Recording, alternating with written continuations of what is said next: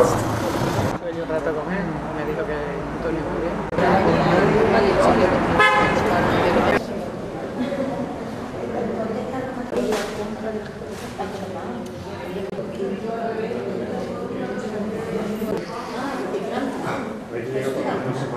Bueno, buenas tardes. ¿Me escucha todo el mundo bien? ¿Sí? ¿Por atrás? Bienvenidos a esta ponencia titulada Propuestas para una educación pública del siglo XXI.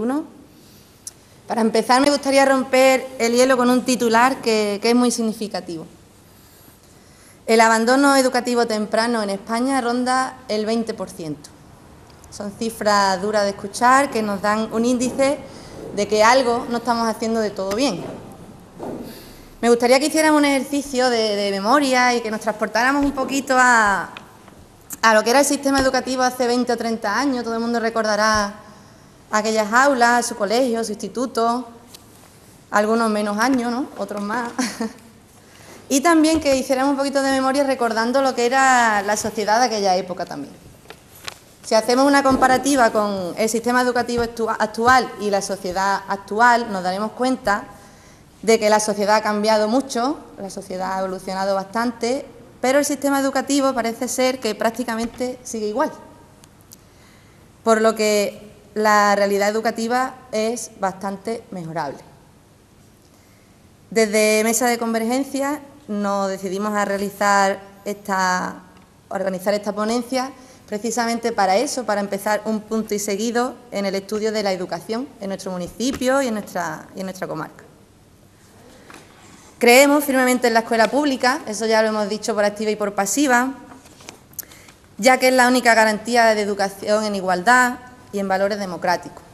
Creemos en la educación como principio, como única herramienta para formar personas libres, autónomas y con capacidad crítica. Esto solo se consigue si todas las partes de la comunidad educativa se implican a más del 100%. Tanto alumnado, profesorado, familias e instituciones ponen todo de su parte. Todos estos agentes educativos deben tener claro que la educación es un pilar básico, sobre todo para el desarrollo personal y el desarrollo de nuestra sociedad. Ya no voy a hablar más, yo ya creo que ya con esto he hecho una introducción clarita. De hecho, estoy ya a punto de irme porque ha dicho todo tan bien. Quédate que te lo voy a decir. Digo, coño. Vamos a pasar al auténtico protagonista de esta ponencia, Francisco Silvera. Buenas tardes, Francisco, muchas gracias por estar aquí con nosotros. Sí. Y él es licenciado en Filosofía por la Universidad de Sevilla, es doctorado por la Universidad de Valladolid. Tú me corriges, ¿eh? No, que va, está bien, todo lo que diga bueno. Su tesis sobre la obra y edición de Juan Ramón Jiménez recibió un premio extraordinario por doctorado. Es profesor de Filosofía en el Instituto de Bonares, hasta que se lo permita el Gobierno, como tú muy bien dices. El Gobierno de vez en cuando da unos bandazos. Colabora con distintos medios de prensa escrita, ¿no? Diario 16, Vuelo Información, no sé si alguno más, hasta ahí sé. Y Francisco se encuentra muy cómodo entre las palabras, se mueve entre relatos, microrelatos, poesía en prosa y sus títulos como Las apoteosis, libro de las taxidermias, libro de los humores y hasta bastantes títulos más que no voy a seguir porque no lo voy a dejar hablar. No, dilo. Y su última novela, La gloria del mundo, ¿no? Publicando en 2017. Te voy a corregir, vale, ya porque he publicado otra después que se llama El libro de los silencios. Pues esta es la última que aprovecho que lo venden ahí en la esquina para que... Así que sin más os dejo con Francisco Silvera. Muchas gracias de nuevo por haber venido. Yo me quito de aquí. Sí. A mí me da un poco de vergüenza porque lo ha dicho todo tan bonito y me da la impresión de que yo voy a defender algo, no sé si del siglo XXI, y es que a lo mejor lo más clásico es lo más moderno. Quiero decir que yo no termino de ver por qué motivo estamos siempre revisando el sistema educativo, que es como una manía que nos ha entrado, que, en fin. Yo me da la impresión de que hay mucha gente disimulando y tratando de justificar lo injustificable. El sistema no funciona, esa es una realidad. Las cifras de abandono son el 20, pero en Andalucía el 27. Lo digo porque son también sintomáticas. Pero tampoco es que el sistema excluya a la gente. Voy a decir algo que os va a sorprender, pero si tú matriculas una cabra en primero de eso, esto lo sabéis, ¿verdad? Pues hoy ha sido, la cabra puede llegar a cuarto perfectamente, pues hoy ha sido la ampliación del campo de la cabra, Porque ahora saben que los alumnos van a poder repetir con asignaturas sueltas, sacar bachillerato con alguna asignatura pendiente, o sea que ya la cabra antes llegaba hasta cuarto de secundaria, ahora podría llegar hasta segundo de bachillerato perfectamente. No sabemos si le darán neurocirugía en algún hospital o algo para que cubra la plaza, pero esta es la realidad. Entonces, yo no termino de ver si estamos continuamente enmendando el sistema educativo, otro parche, otra reforma, otra ley, otro modelo pedagógico, y cada vez vamos peor. Coño, párate. A lo mejor no hay que cambiar tantas cosas, ¿no? Yo digo que no sé si lo que voy a proponer es muy moderno, porque lo primero que voy a hacer va a ser criticar todo. Porque ponemos mucho el énfasis los alumnos, las alumnas, ¿no? Si estudian, si no estudian, ahora se estudia más, se estudia menos, la responsabilidad. Yo empezaría por revisar los niveles culturales de este país, los índices de lectura, el compromiso que tiene de verdad la gente con la cultura en este país. Hombre, está feo que os diga esto a vosotras que habéis venido y estáis aquí, digo, pues, algún interés, alguna inquietud tendréis, ¿no? Pero que realmente, yo pregunto en clase, digo, ¿cuántos de vosotros oye a Brahms en casa? Dejo un pequeño silencio para que diga, pues, toda la gente disimulando, pues yo tampoco. ¿Cuántos de vosotros lee en casa poesía del siglo de oro? Toda la gente. ¿Cuántos de vosotros?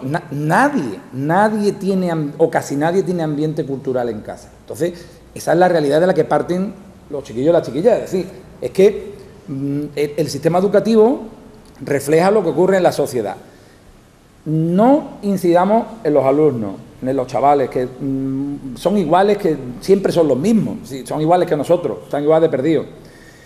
Yo criticaría a los padres, ahora vamos a ver por qué, a las madres, ¿no? Porque yo insisto, creo que ellos son el reflejo de lo que hay en casa y en la calle. Yo criticaría al profesorado. Somos muy corporativistas, ¿no? Salvador Gines inventó eso del corporatismo, le quitó la B para que pareciera más moderno.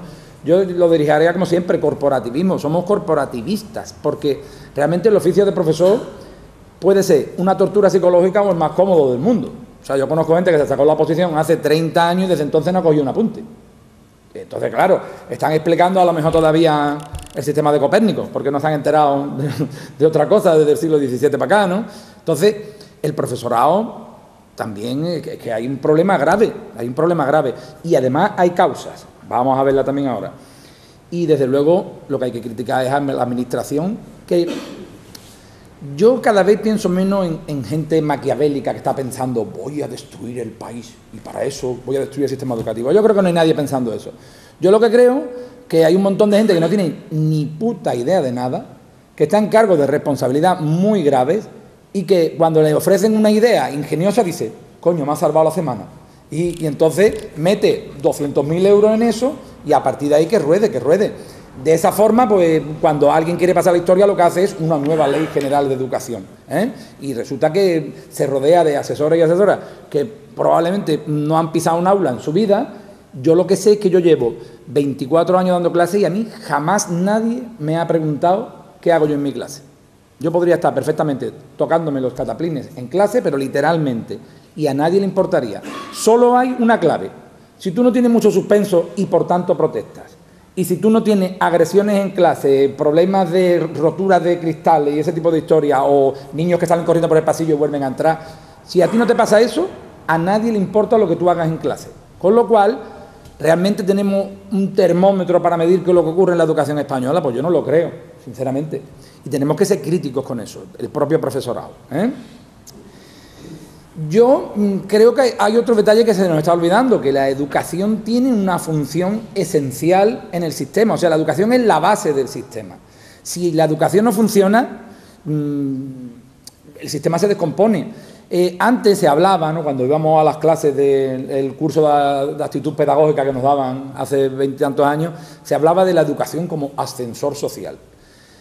Hace poco vi un vídeo, perdonadme la cita que es muy cutre, pero bueno, es graciosa y tiene su cosa. Era un discursito de estos de los que lanzaba Jesús Quintero en el programa este de los ratones colorados, pero decía una cosa que estaba interesante. Decía que antes una persona se avergonzaba de ser analfabeta. Mi madre, la pobre, pues con 6 o 7 años la sacaron del colegio, la llevaron a limpiar casa y ahí su madre se murió después, en fin, la mujer apenas tiene formación, ¿no? Y yo siempre la recuerdo, está viva la pobre, ¿no? Pero quiero decir que cuando tenía que firmar un documento y ella ponía su nombre con mucha dificultad, cuando era un sitio al que iba, que no era de la familia o algo, no había gente de familia cercana, ella se sentía avergonzada de no saber escribir. Hoy hay un orgullo, y además solo tenéis que cruzar esa puerta de ahí para afuera, hay un orgullo en no leer, en no oír música, en no tener ninguna clase de formación cultural. Al revés, al revés. La gente te echa en cara y dice, a ti te gustan los quintetos de Dvořák, a mí me gusta Camela, y le da igual exactamente porque creen que eso son cuestiones de gusto. Tú lees mucho, bueno, para mí no me gusta leer, perdona, si tú no lees, tu cerebro no se entrena, y si no se entrena probablemente no funciona bien. Y esto es algo que hay que decir, pero nadie lo dice, porque parece que hay que respetar la diversidad. Cuanto más idiotas tengamos repartidos por la sociedad, más diversa es. No estoy de acuerdo. La cultura y la formación es necesaria, y es un entrenamiento para el cerebro, y además, lo voy a intentar argumentar ahora, hoy sabemos mucho sobre eso. No es solamente una cuestión de gusto, es que el cerebro se construye a base de hábitos y de tareas repetidas. Y las técnicas que hemos empleado tradicionalmente en las escuelas o en los institutos se denostan por antiguas y resulta que son las que funcionan. Hace unos años me encargó la Consejería de Educación.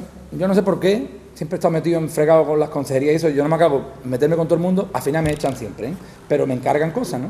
Y me encargaron, se hizo una especie de biblioteca para el aula, de libros de literatura y eso, y me encargaron que hiciera una antología de cuentos del siglo XX. Y tenía que hacer yo unas fichitas bueno, para el profesorado de literatura y eso, que lo utilizara. Yo hice un librito que era una invectiva brutal contra todo el sistema educativo y pedagógico. Se ve que no lo leyó nadie porque nadie me hizo ningún comentario. Esto es típico. El dinero se pone y lo que ponga después los papeles a todo el mundo le da igual. El libro por fuera es chulo, sí, como nadie lo va a abrir, eso llega a los institutos, se almacena en la biblioteca, las bibliotecas no funcionan, bueno. La cuestión es que yo soy un poco aficionado al libro viejo, no voy a decir antiguo porque no tengo dinero, pero bueno. Y tenía en casa una antología de cuentos. A mucha gente se le llena la boca con la institución libre de enseñanza, ¿no? Volvamos a aquella España de cuando intentaron reformar y que fue sofocada por la guerra civil. Tenía un librito de una antología de cuentos que se publicó en el año 33 por la Junta para la Ampliación de Estudios, que es lo que está detrás de la residencia de estudiantes, ¿no? Y toda esta gente de la institución libre de enseñanza, ¿no? Y en un tomo, que era Fábulas y Cuentos en Verso, Ramón Menéndez Pidal decía, cito literalmente, para que vean la pedagogía de la época, que todos decimos admirar, pero nadie ha leído. Decía, pero nunca se tendrá bastante en cuenta que el aprendizaje se hace siempre a fuerza de percibir incompletamente aquellas cosas que sobrepasan la comprensión del instante y que esperan tiempo venidero para ser asimiladas de un modo más perfecto. Traduzco. O sea, si tú enseñas cosas agradables, el problema es que la persona que recibe esa enseñanza nunca va a salir de ahí porque, efectivamente, ya lo dice la palabra, es que está cómoda, está cómodo en esa agradabilidad. Entonces, la enseñanza siempre es un paso más allá de lo que está recibiendo el alumno o la alumna, porque el resultado de la enseñanza no se ve en ese momento, se ve 20 años más tarde. Si tú, y esto es un negociazo impresionante, si tú haces una biblioteca de textos juveniles, a mí me parece muy bien, y yo entiendo que tú no le vas a dar un novelazo de 1200 páginas de Dostoyevsky a un chiquillo o una chiquilla de sexto de primaria, ¿no? Pero si tú lo acostumbras a leer en la escuela, y tienen horario de lectura, biblioteca de aula, lo acostumbras a leer literatura fácil, en cuanto alguien rompe ese estímulo de la facilidad, el hábito de la lectura desaparece. Y los niños, las niñas están en el colegio y leen no sé cuántas horas, tú vas a las reuniones de profesores, de bibliotecarios de colegio, y yo me quedo muerto, porque no paran de sacar libros, los préstamos, no sé cuántas horas de lectura, y después resulta que pasan a primeros de secundaria, ¡clac! Lo primero que detectamos es que no saben leer de verdad un texto, en cuanto el texto es un poco complejo ya no se enteran de nada, y segundo, que la biblioteca, bueno, porque hay gente que la limpia, si no, podría ser perfectamente un mete cabra, la cabra que matricularon en primero la podía meter allí y comerse los libros y no pasaría nada, porque no se usa apenas, no hay actividad y la gente no lee, o sea, los alumnos, las alumnas no leen. Por mucho que digan que en los colegios leen, pues serán los colegios, porque en los institutos no. O sea, que ahí algo está fallando. Yo siempre, cuando algunos alumnos se me quejan de las clases, digo, mira, vamos a empezar por parte para que tú tengas claro de qué va esto. Cualquiera de los que entramos aquí ya hemos hecho el bachillerato antes. Hemos hecho una selectividad, cada uno en su época la suya. Hemos hecho una carrera, ¿sí? Hay gente que tiene estudios, que damos clases y tenemos carrera. Hemos hecho una carrera, hemos hecho hasta másteres, doctorados, y además nos hemos presentado unas oposiciones. O sea, que vamos a empezar por respetar el sitio. Vamos, yo no soy nada partidario de la bronca ni de tener a los chiquillos acogotados en una clase, al contrario. Si estuvierais en una clase mía veríais que estamos todo el tiempo, yo a veces les digo a los alumnos, tendríais que pagar por entrar en mi clase porque estáis descojonados, ¿no? No es mantener un clima malo en clase, sino saber quién tiene la autoridad y quién no. Y la autoridad no es mandar, ni la autoridad es tener un trato poniendo parte violento, insultando a un alumno. No, perdona. Yo estoy a punto de hacer una cosa, mi instituto es muy tranquilo, quiero aclarar, porque parece que voy a hablar. Mi instituto es, yo creo, probablemente de los sitios más tranquilos para trabajar de la zona. He trabajado aquí en Almonte y os puedo garantizar que aquí se trabaja peor que en Bonares. Digo que mi instituto es tranquilo. Yo alguna vez he estado a punto, cuando sabéis que los profesores no trabajamos, entonces salimos muy temprano algunos días, ¿no? Entonces hay veces que salgo a las 12 de la mañana, a las 12:30. Y estoy a punto de coger el móvil y cuando voy a coger el coche, que lo aparco en la valla del instituto, grabar el sonido del instituto por fuera. Durante las clases. O sea, tú dices, bueno, toca el cierre de la hora, 12:30, por ejemplo, yo salgo a coger el coche, la gente entra en clase, a la 1 menos 20, se supone que hay un silencio más o menos, grito, golpe. Voy a volver a decirlo, mi instituto es muy bueno, o sea, los alumnos no dan casi problemas de disciplina serios, nunca, rara vez. Y tú oyes desde fuera la bulla que hay montada y tú dices, hostia, ¿esto es un instituto? Si pasas por un colegio a las 10 de la mañana, lo que oye es lo mismo. Yo me pregunto, ¿cómo puede una persona dar clase cuando la gente está levantándose, hablando de una esquina para otra? Aquí yo veo ya algunas canas y voy a decir algunas calvas, pero no lo digo porque eso va a quedar muy feo. Pero, hombre, yo estudié en un colegio en el que he visto pegar hostias. Y yo eso lo he odiado siempre porque yo he pasado miedo en clase, yo sabía lo que era el miedo. Nadie está hablando, lo digo por si hay alguna mala interpretación, nadie está hablando de volver a ningún tipo de ejercicio de la violencia. No. Pero que un profesor o una profesora, cuando entra en una clase, el alumnado tiene que callarse, perdona, no es una cuestión de reaccionarios ni de que tú mandas, no, es que si no se hace eso, no se puede dar la clase. Volvamos a lo que he dicho antes. Si lo que se oye desde fuera es la bulla que hay, lo que yo me pregunto es ¿cómo se da clase en un instituto? ¿Nos vamos a un instituto malo y grabamos lo que pasa desde fuera? Es que es imposible.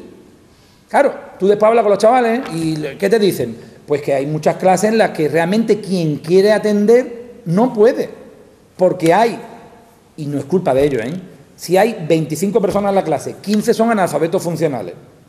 4 tienen problemas, que últimamente son todos, está todo lleno de superdotados por todos sitios. Yo no he visto un país con más superdotado que este. Todo el mundo está sobredotado y todo el mundo tiene una inteligencia increíble, pero no la emplea. Y después hay 4 pobres desgraciados que, no olvidemos, suele coincidir que son de familias bien estructuradas en el sentido económico y cultural. Papi y mami son profesores, papi es abogado y mami es neurocirujana. Es decir, gente que tiene una vida estructurada y que tú ves cómo la sociedad prolonga sus clases en el aula, se ve perfectamente cómo se mantienen. La pobreza, el analfabetismo se heredan y se hereda igualmente las posibilidades en la vida. Cuando papá y mamá, o papá y papá, o mamá y mamá, o todos los modelos que queráis, cuando la familia está pendiente, habitualmente los hijos, las hijas responden. Cuando no hay nadie pendiente, pues no responde nadie. Por eso, cuando hace un par de años o 3, yo estaba preocupado por estas cosas y decidí escribir una serie de artículos en Diario 16 sobre educación, yo lo primero que me pregunté fue eso. Voy a ir desgranando los temas que yo abordé en aquellos artículos. Si alguien quiere mirarlo, en la web de Diario 16, aprovechamos para hacer publicidad, están ahí, lo podéis leer despacito y están pormenorizados. Yo voy a hablar un poco por encima nada más de cada cosa. Yo, antes de hablar de pedagogía, lo primero que me planteé es, perdona, ¿yo puedo dar clases? Porque si no puedo dar clases, ¿para qué coño vamos a hablar de pedagogía? ¿Para qué vamos a hablar de mecánica cuántica si el alumno no sabe leer? Si a la alumna le importa un huevo literalmente lo que tú le vayas a decir en clase. Si eso no se rompe, no hay posibilidad de enseñanza. Por tanto, primera cuestión, la autoridad y la disciplina. Hay que volver a la disciplina. Y yo, perdóname que sea un poco bruto, creo que el derecho a la educación se tiene que perder en algún momento. Lo que no puede ser es que gente que no quiere, ahora veremos qué es lo que hay que hacer con esa gente, pero gente que no quiere estar en clase, que no quiere atender, que no sabe las normas básicas de comportamiento cuando se está en grupo, porque yo no veo aquí gente ahora saltando, ni tirando cosas de un lado para otro, ni un tío en la esquina, maestro, ¿vas a seguir hablando o me voy? ¿Entiendes? Yo digo que cuando alguien no puede o no quiere o por lo que sea no está capacitado para estar en un aula, el problema es que hay gente que sí lo está, que sí quiere y que tiene derecho a la educación. El derecho a la educación no es solamente para el que quiere rechazarlo. Entonces, en algún momento determinado, habría que buscar la responsabilidad de por qué esas personas no pueden estar en un aula. Y esa responsabilidad tendrán que pagarla, vámonos con los progenitores, o los responsables, los tutores legales, o como se quieran llamar. Claro que sí. Lo que hay que salvaguardar es el derecho de quien quiere dar clase, no de quien no quiere. A quien no quiere hay que atenderlo. Y hay que buscar la forma de que quiera y corregir eso. Pero lo que está claro es que quienes quieren dar clase tienen derecho a recibir una clase. Y yo le garantizo que hasta cuarto de secundaria en este país hay un montón de chiquillos y de chiquillas que los pobres es que tienen más mérito que nosotros, pero de aquí a Manila. Porque nosotros al fin y al cabo íbamos a un aula y aunque fuera hostia nos tenían callados. Pero estos chiquillos tienen que enterarse y estudiar contra el profesorado al que no pueden oír y contra el resto de sus compañeros y compañeras que encima los tratan como friki, cutres, pringados. Esto es un aula de este país ahora mismo y esta es una realidad que no se quiere ver. Entonces estamos protegiendo el derecho de uno, denostando el derecho de otro. Eso por un lado. Autoridad y disciplina. Después, otra pregunta que a mí me... ¿Enseñar qué? O sea, a mí me parece muy bien que hablemos de pedagogía. Yo me puedo llevar 4 años hablando de pedagogía, pero si yo no sé nada, ¿qué voy a enseñar? Hay una carrera docente en España, hay un respeto por la formación del profesor. He ido a cursos de formación del profesorado, muy sencillo, voy a explicar por qué, porque cada 6 años nos dan un sexenio y si tienes 80 horas de formación te lo pagan, y si no, no. Con lo cual yo me apunto al curso que me den, me da exactamente igual. Yo he ido a cursos que he salido pensando, digo, qué vergüenza, o sea, ¿cómo me pueden...? Voy a contar una anécdota. Hace poco estuve en una reunión de bibliotecarios de institutos y de colegios y nos presentaron una revista de las bibliotecas educativas, ¿no? De la biblioteca del Centro Escolar Andaluza. Y cuando llevábamos 3 o 4 minutos presentando la revista, levanté yo la mano. Ya la había levantado antes 2 veces y me miraron mal, como diciendo, verás tú el gilipollas esto otra vez. Digo, perdone, en el título de la revista hay una falta de ortografía. Y se me quedaron mirando como diciendo, imposible, si yo soy maestra, ¿no? Soy maestro, me voy a tener una falta de ortografía. Ponía, es que no se puede ni pronunciar en español, biblired, es que cuesta trabajo, biblired. Digo, mire usted, o le pone un guión entre bibli y red, o duplica usted la R y entonces biblired, pero no biblired, que no se puede ni hablar, no se puede pronunciar eso en español. Nadie había levantado la mano. Yo estaba esperando que alguien la levantara, como eso que hace uno siempre decía, a ver si lo dice otro, ¿no? Pero como no lo decía nadie, pues lo dije yo. ¿Enseñar qué? Me pregunto. Yo tengo una cosa muy clara también. O sea, los problemas de método, de metodología, tienen sentido cuando tú ves que el conocimiento no se transmite. Pero cuando tú no sabes de qué estás hablando, ¿cómo va a ser un problema la metodología? Si no estás enseñando nada. Es que yo tengo un problema de metodología, perdona, tú tienes un problema de que no sabes nada, cariño. Con lo cual tú no puedes enseñar. Eso es básico. O lo voy a traducir al idioma de nuestro oficio. Si a nosotros se nos permitiera formarnos, por lo menos tendríamos la seguridad de que el profesorado sabe cosas.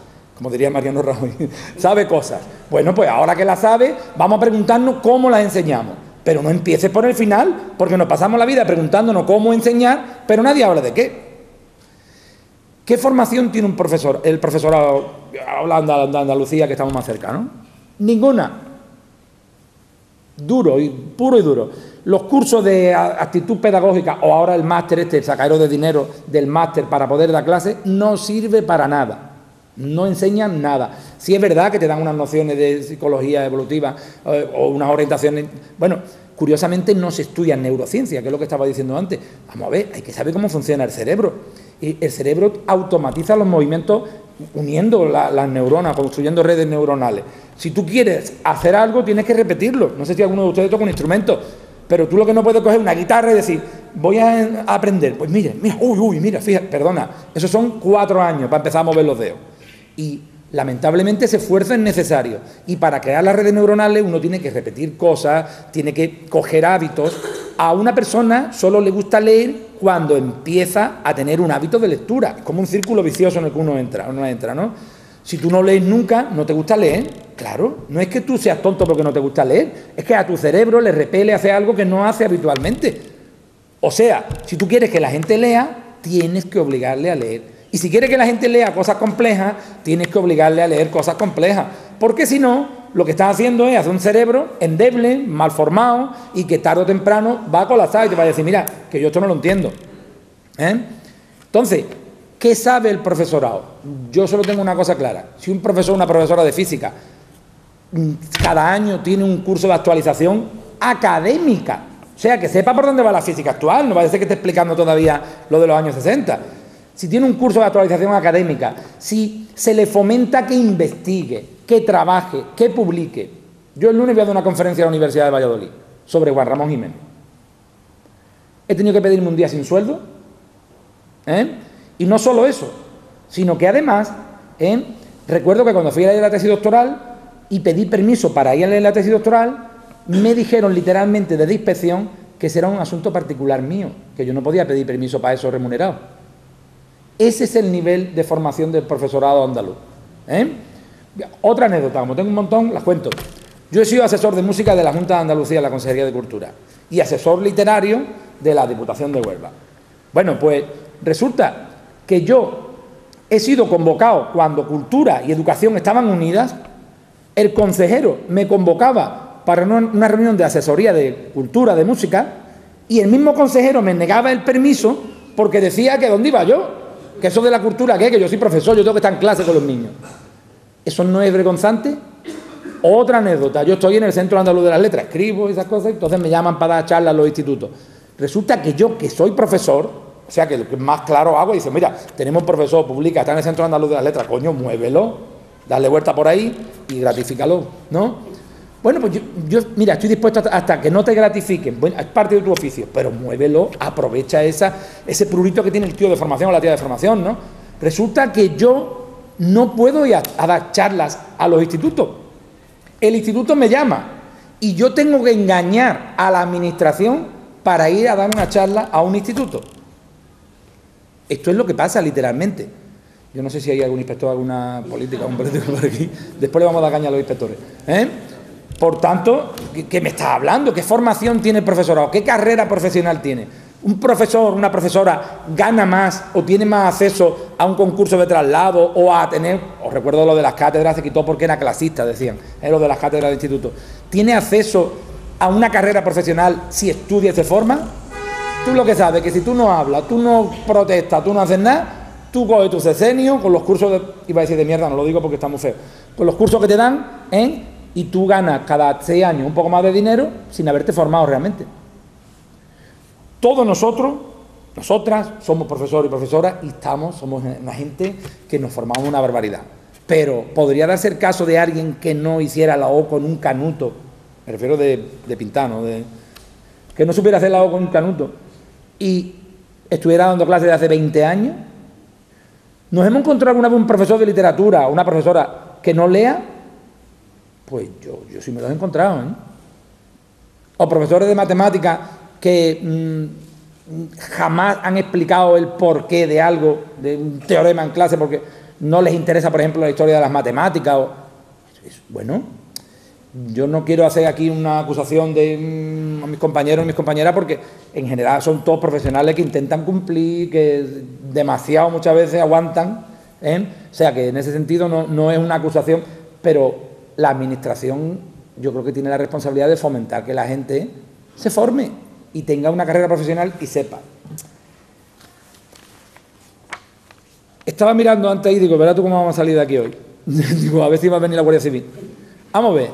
La enseñanza pública es racionalista, laica. No podemos estar en los colegios pintando penitentes, portales de Belén y, lo siento mucho por la señora, y postales de Rocío. Eso está muy bien para casa, para la vida privada de cada uno. Pero la enseñanza pública tiene que promover la razón.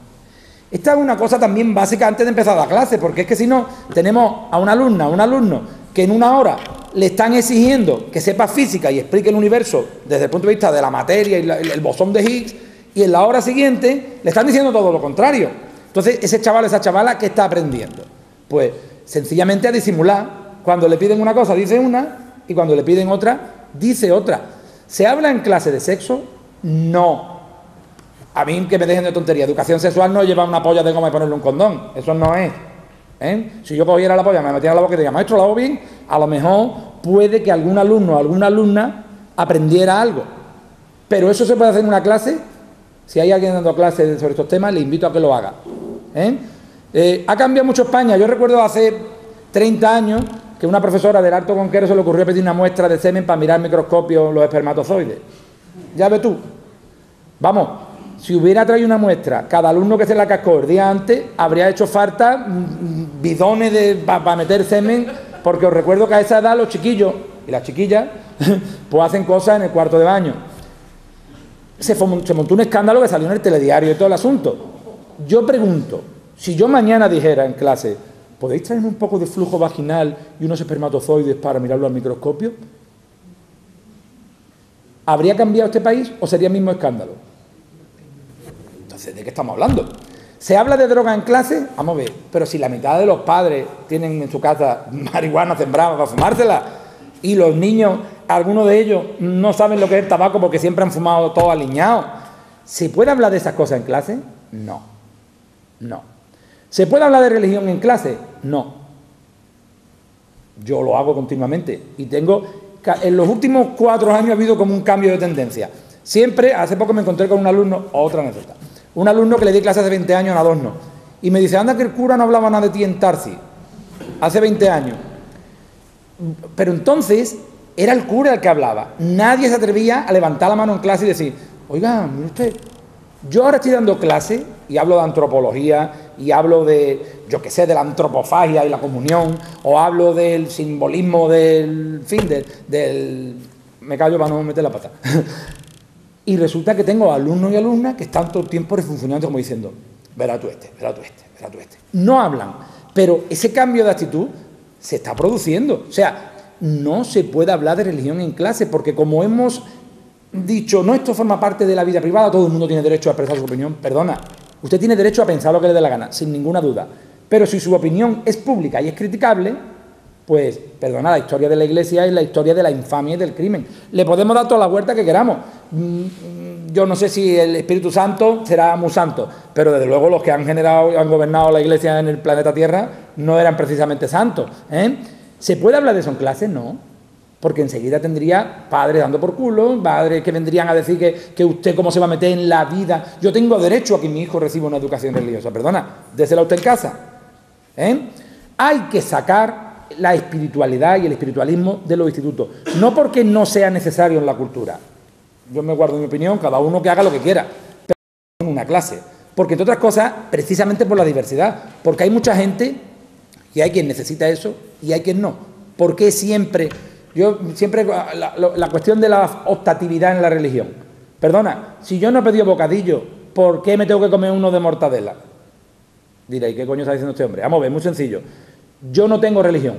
Y ahora me dan un papel y me dicen, ¿coja usted religión o valores éticos? Perdona, si yo no he pedido nada. No, pero es que para que esta gente tenga religión tú tienes que coger valores éticos. Perdona, el problema lo tendrán ellos entonces, no yo, ¿no? ¿Yo por qué tengo que perder una hora de clase? Porque es literal una pérdida. ¿Por qué tengo que perder una hora de clase para que otra gente tenga una hora de religión? Es que no lo entiendo. ¿Usted quiere religión? Muy bien, cójala usted por la tarde, póngaselo usted donde quiera, vaya usted a, yo qué sé, a algún centro. ¿Quiere que el ayuntamiento cede un centro público? Que lo haga si quiere, tampoco hay ningún problema. Pero saque usted eso de ahí, porque está confundiendo al alumnado. Está confundiéndolo. Está vendiéndole, por un lado, la definición de la materia a través del bosón de Higgs y la fluctuación del espacio, y por otro lado, que el Espíritu Santo se puede colar en tu habitación a ver si te la está cascando. ¿Cómo sabe el alumno distinguir eso o la alumna distinguir eso? No puede saberlo. ¿Qué aprende el alumno? Pues que el discurso es uno en un lado y el discurso es otro en otro. Ahora viene lo de los responsables de que la gente no estudie, perdona, y los servicios sociales, por favor. ¿Cómo es posible que en un instituto, yo hablo de la secundaria que es lo que conozco más, ¿no? En un colegio todavía sería más necesario, ¿cómo es posible que para 600, 700 alumnos haya un orientador o una orientadora? ¿Qué puede hacer esa persona? ¿A quién atiende?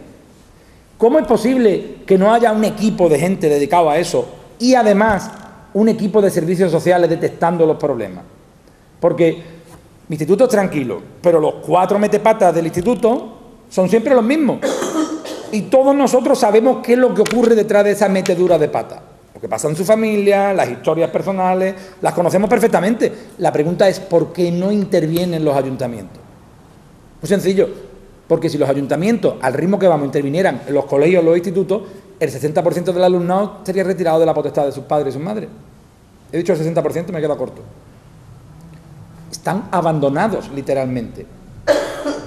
Se supone que nosotros le damos educación, perdona, ¿no? Quien tiene la responsabilidad de la educación es usted, yo le enseño cosas. Y eso, ahí está incluida la educación también, pero yo le enseño cosas. La educación la tiene que recibir en casa. Si en casa no hay educación y su hijo o su hija ni quieren aprender, ni dejan que los demás aprendan, ¿quién es el responsable?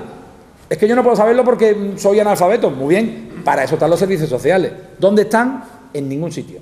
Ni se les espera. Yo escucho decir por ahí que en Alemania hay hasta médicos y médicas en los institutos. Perdona, aquí no hay nada. No hay nada. Vamos aquí con el profesorado, el sistema de acceso. Yo he sido 12 años interino. 12 no, más. Me acuerdo. 8 o 9 años estuve sin oposiciones, ni siquiera me las convocaban. Yo ese tiempo me lo pasé mandando a gente a la universidad. Selectividad, firmando actas. De pronto llegaba el mes de junio y me decían, usted no es un profesional, tiene usted que hacer las oposiciones. Yo decía, coño, pero si llevo 12 años. Es más, he estado incluso en acuerdos de estabilidad en los que a mí me tenían que pagar y me seguían pagando y yo no estaba ni dando clases. De hecho, cuando estuve aquí en Almonte estuve así, de bibliotecario, ahí perdido. Y ahora me dice que yo no sirvo. Yo creo que un sistema de acceso racional tiene que incluir una especie de práctica permanente durante un tiempo. Vamos a ver, en lo del mérito, la igualdad y la capacidad, en España se puede entrar a la función pública por concurso, por oposición o por concurso oposición, o sea que hay todas las variedades que tú quieras. Pon a la gente que tiene experiencia a supervisar el trabajo de otra gente que entra nueva, habilita un sistema para entrar en una lista, en otros países se hace así, y permite que la gente entre y no forme literalmente cada 8, 9, 10 años una bolsa de un 20, un 25% de interinos en la plantilla, que ahora hay que inventarse una posición más o menos restringida para poder meterlo y que dejen de hacer huelga, que es lo único que les importa. Coño, hagan un sistema de acceso en condiciones y elijan de verdad a los profesionales, a las profesionales que quieren ejercer ese trabajo y que se vea que tienen capacidad, que saben. Yo he tenido la mala suerte de estar en un equipo de esto de cuando ya era funcionario. Al año siguiente me tocó ser tutor de uno que era profesor cuando yo era alumno en COU, que aprobó las oposiciones 2 años después que yo, el hombre. Y yo he sido su tutor, pero ¿cómo voy a ser su tutor si tú eras profesor en COU cuando yo estudiaba? Bueno, pues yo he sido profesor, el tutor de esa persona, ¿no? Y resulta que teníamos una compañera que aprobó las oposiciones y que estaba literalmente era una enferma mental, no iba al instituto. Bueno, pues querían que la suspendiéramos nosotros. Yo, ¿cómo voy a suspender a esa mujer? El sistema, usted que es el inspector haga un informe de que está enferma. ¿Yo qué culpa tengo de...? Pues resulta que esa mujer pues no perdió su plaza nunca. Yo no sé si se incorporó alguna vez a trabajar, terminó el año en práctica, no fue, no hizo nada, y está por ahí, no sé si la habrán jubilado. Ese es el sistema de acceso. O sea, a mí me contaban que lo de las oposiciones en España vino con los jesuitas de China, del mandarinato, que cuando uno llegaba a mandarín ya no tenía que hacer más nada en toda su vida. Pero es que realmente en la función pública española, yo que soy un defensor del funcionariado, porque creo que su labor notarial y de hacer que se cumplan las leyes es básico en una democracia, pero bueno, regula cómo se entra y después veamos quiénes son capacitados o no para ejercer. Seguimos. Espero que no haya ningún maestro o maestra. las facultades de magisterio, por favor, por favor. Para explicar física en sexto, no hace falta ser físico teórico o física teórica, no hace falta. Pero tener una formación mínima sí, ¿por qué? Porque esos chiquillos, esas chiquillas, si tú les despiertas la curiosidad, te van a preguntar por muchísimas cosas. La habilidad tuya, como maestra o como maestro, es hacerle ver que hay algo ahí, que es el bosón de Higgs, pero que se entere más o menos sin exigirle que hagan ecuaciones, claro. Es que si tú no sabes lo que es el bosón de Higgs, te diré, ¿qué coño es el bosón de Higgs? Este hombre lo he nombrado ya 3 veces. Bueno, las últimas teorías acerca del origen del qué es realmente la materia, que al final resulta que no es nada, que es espacio fluctuando. Bueno, pues tienes que tener una formación básica. Hace unos años publiqué no era un artículo porque era un blog que yo tenía, se tituló Who Do It Make. Fue un artículo que tuvo, era una entrada de un blog, y tuvo repercusión hasta el extremo de que me escribieron parlamentarios socialistas andaluces, bueno, prácticamente acusándome de, por favor, que me callara ya la boca, que estaba denostando el sistema educativo y la facultad. En una pared de un aula de la Facultad de Magisterio de Huelva, como ahora somos todos bilingües, yo hice un artículo que se tituló Estafa bilingüe, que ahora hablaré de él, como ahora somos todos bilingües, pues estaban hablando del currículum, porque no se trata de estudiar, ya hemos dicho el qué, sino el cómo. ¿Qué sabes? Nada, pero estudiar cómo, ¿no? El currículum. Y entonces estaban haciéndose preguntas en inglés. ¿Quién hace el currículum? Como las preguntas típicas de esta no pedagogía, la llamo yo, de mentira, ¿no? Y ponía, who do it make? Yo no sé si hablan inglés, yo no puedo, pero who do it make? O sea, por más vuelta que le doy, incluso lo he consultado con filólogos, digo, a ver si esto a lo mejor es una cita de Shakespeare y yo no lo he cogido, pero parece que inglés no es, ¿eh? Eso estaba en un aula, en un póster puesto allí, y aceptado como correcto. Yo titulé aquello Who Do It Make, porque claro, ni eso era inglés ni era nada. ¿Qué nivel tienen realmente las facultades de magisterio en España? Ponemos el ejemplo de Finlandia. En Finlandia, para entrar en magisterio, tela. Y cuando se sale, tela. Y cuando se cobra, tela. Yo, esto lo hago sistemáticamente, yo admiro mucho el trabajo de los maestros y las maestras. Tengo amigos que son maestros y maestras admirables, porque son la base de la sociedad. Y cuando eso les gusta y lo hacen bien, eso es una maravilla. Pero yo pregunto en clase, digo, ¿qué vais a estudiar? Y en la clase ahora hay 3 niveles, ciencias sociales y humanidades. En humanidades no hay nadie, muy poco. Ciencias sociales están todos los chorizos y los canis del instituto, son los abogados, los futuros concejales. Y en ciencias están todos los empollones. Ahora si tú estudias ciencias, no estudias otra cosa. Bueno, pues, ¿dónde está la gente que vaya a magisterio? En ciencias sociales. Donde están todo el canijeo de... Y tú dices, ¿y tú por qué vas a estudiar magisterio? Y dices, es que piden poca nota para entrar. Esa es la razón. O, por ejemplo, es que no sé qué estudiar. O, por ejemplo, es que yo no quiero estudiar. Entonces en magisterio me han dicho que, tío, después te encuentras una persona o dos, efectivamente, que son vocacionales. Tengo una alumna, por ejemplo, ahora, por dar la versión contraria, ¿no? Excepcional, una tía súper trabajadora, que saca unas notas estupendas, que todo el mundo le dice, niña, ¿tú con esas notas te vas a meter en magisterio? Porque, como decía, joder, no desaproveche tu inteligencia, te vas a meter en esa mierda de carrera. Este es el prestigio real de las facultades de magisterio. Yo lo siento mucho, pero hay que hacer estudiar a la gente. Tú para explicar matemáticas de primero de primaria tienes que saber matemáticas, no saberte las matemáticas de primero de primaria, porque es que entonces al final tienes la cultura de un niño de primero de primaria. Y me temo que esto abunda hoy mucho, mucho. Digamos que el proceso se ha ido alargando hasta las facultades más para arriba, ¿no? De la gente que supuestamente después va a la secundaria. Recuerdo que ya todos somos graduados, ¿no?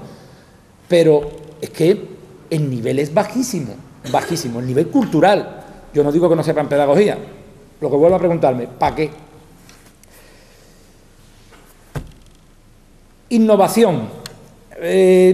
Estaba leyendo estos días atrás, como tenía que venir para acá, pues me gusta estimularme con gente seria, ¿no? Estaba leyendo un librito de Noam Chomsky que le recomiendo, aunque tiene una parte de final que es un coñazo, pero bueno. Se llama La deseducación, de Noam Chomsky, ¿no? Y fíjate qué fácil, esta mañana lo está explicando en clase yo esto y lo han entendido perfectamente. Innovación, perdona, solo hay una innovación. O tú das clase A, fíjate, o das clase con. No hay más innovación posible. Cuando una persona da clase con sus alumnos y sus alumnas, hay una participación, hay un feedback, hay una retroalimentación Y eso funciona, eso funciona. Tengo ahí un compañero que se va a reír. Yo me vaya a perdonar, yo entro en clase y hago así, y pasa lo mismo que aquí ahora. Está todo el mundo callado. Pero es que yo voy a hablar de cosas que le interesan, aunque sea Aristóteles. Voy a hablar de cosas que le interesan. Claro, cuando tú llegas a clase y dices, callarse, callarse, y con algo que los alumnos no saben ni de qué va, tú le estás dando clase a ellos. Te ves obligado a faltarle al respeto. Tú, cállate. Yo les digo a mis alumnos, a mis alumnas, ahora que estáis jefe de estudio de mi instituto, les digo barbaridades, pero barbaridades auténticas. Y nunca he tenido ningún problema. ¿Por qué? Porque son las mismas que le diría en la calle, en un pasillo, y alguien dirá, bueno, tú que eres el típico profesor colega, perdona, a mí no me las dicen. Pero yo sí las digo. ¿Por qué? Porque yo soy el profesor. Pues ninguno pone ningún problema.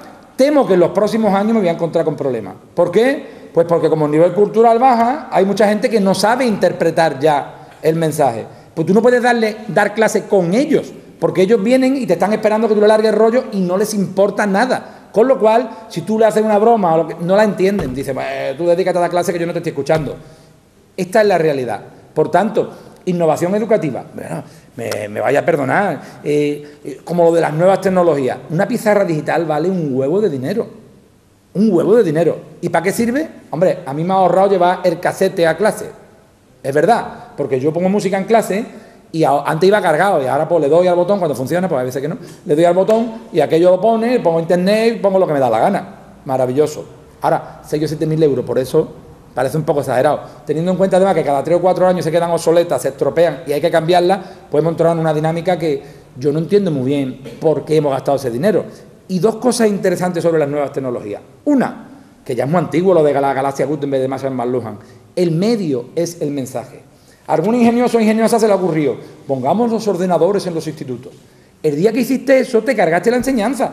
No porque la enseñanza tenga que estar desconectada de Internet o de los ordenadores o de las nuevas tecnologías. Claro que tiene que estar inmerso eso en el instituto. Pero no puedes ponerlo como un fin en sí mismo, porque ¿qué has conseguido? Que la gente no sea capaz de leer.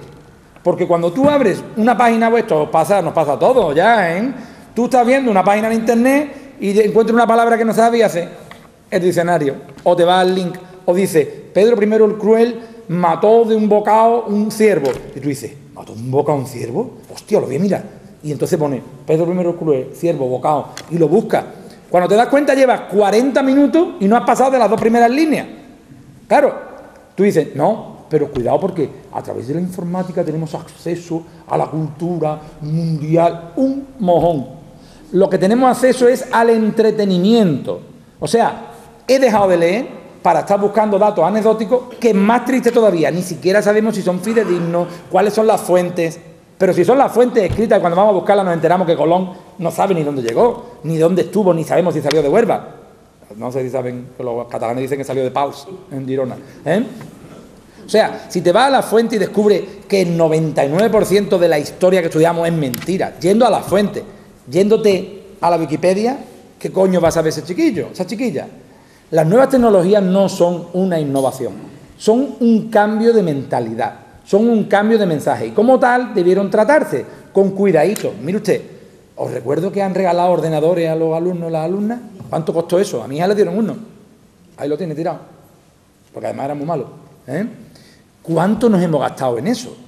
La cuestión es que como ya no hay dinero, qué triste, seguimos con los mismos ordenadores que compraron hace 10 años, dando vueltas y cayéndose las tuercas, pero son los que hay. Entonces, eso por un lado, Marshall McLuhan. Y por otro lado, hola,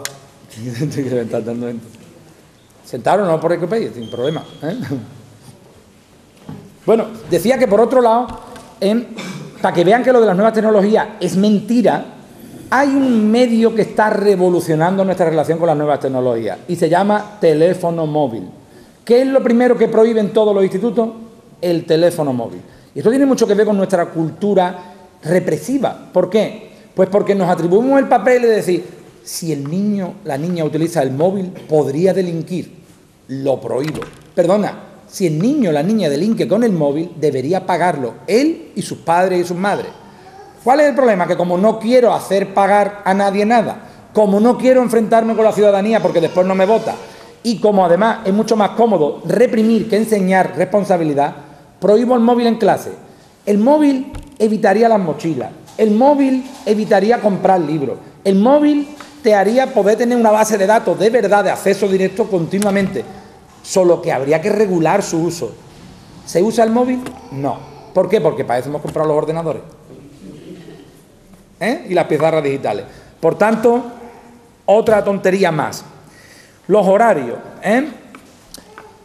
Vamos a ver. Yo tengo un montón de gente que no quiere estar en clase. Y yo lo entiendo, porque yo también faltaba. De hecho, yo en la carrera fui poco a clase. Un instituto es un sitio en el que se podría faltar. Yo no termino... Bueno, sí lo sé, son cuestiones legales relacionadas con las responsabilidades, porque a un alumno o una alumna lo coge un coche en la puerta y te denuncia y te cae la del tigre. Entonces, solución, no lo dejes salir. Pero yo me pregunto una cosa, si un chavo o una chavala puede ir al cine con 14 o 15 años, solo o sola, no tiene que ir con papá o mamá, ¿por qué no puede entrar y salir de un instituto? Es que yo no lo entiendo. Tú dices que entonces no entraría nadie.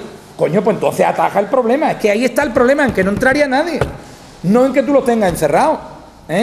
Entonces, claro que habría que facilitar que los alumnos entraran y salieran. Y sobre todo, que los horarios fueran flexibles.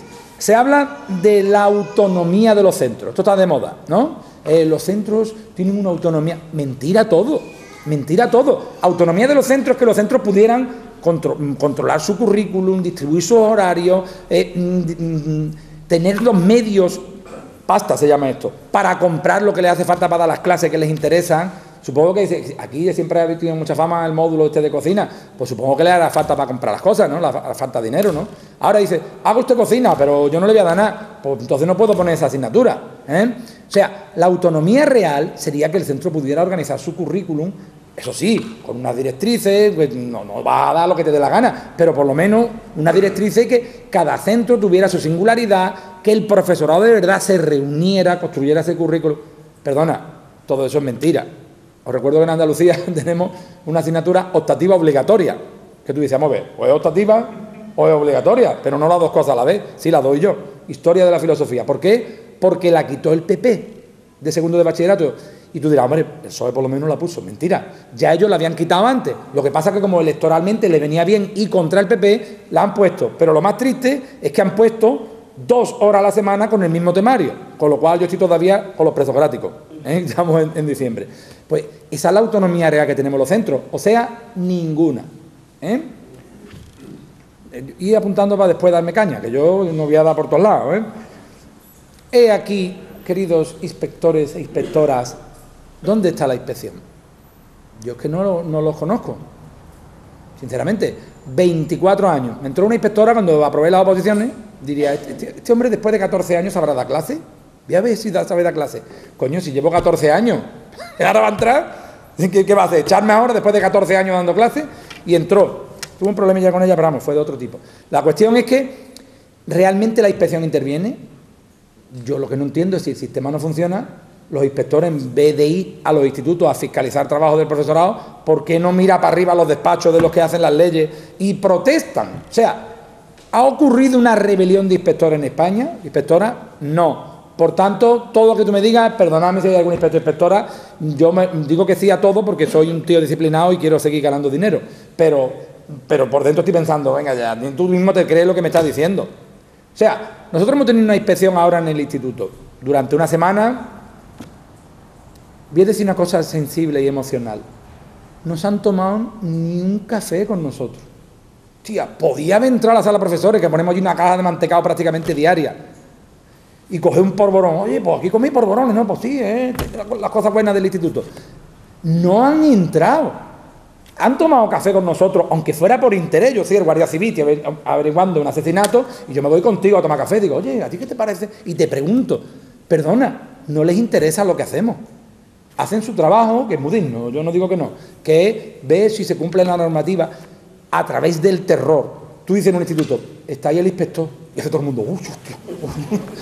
¿Por qué? Porque nadie tiene seguridad de lo que está haciendo. Tú dices, hostia, me pueden coger en cualquier momento. Es el mundo del terror. Tú dices, por ejemplo, puede que alguien diga, ¿tú tienes hecha la rúbrica?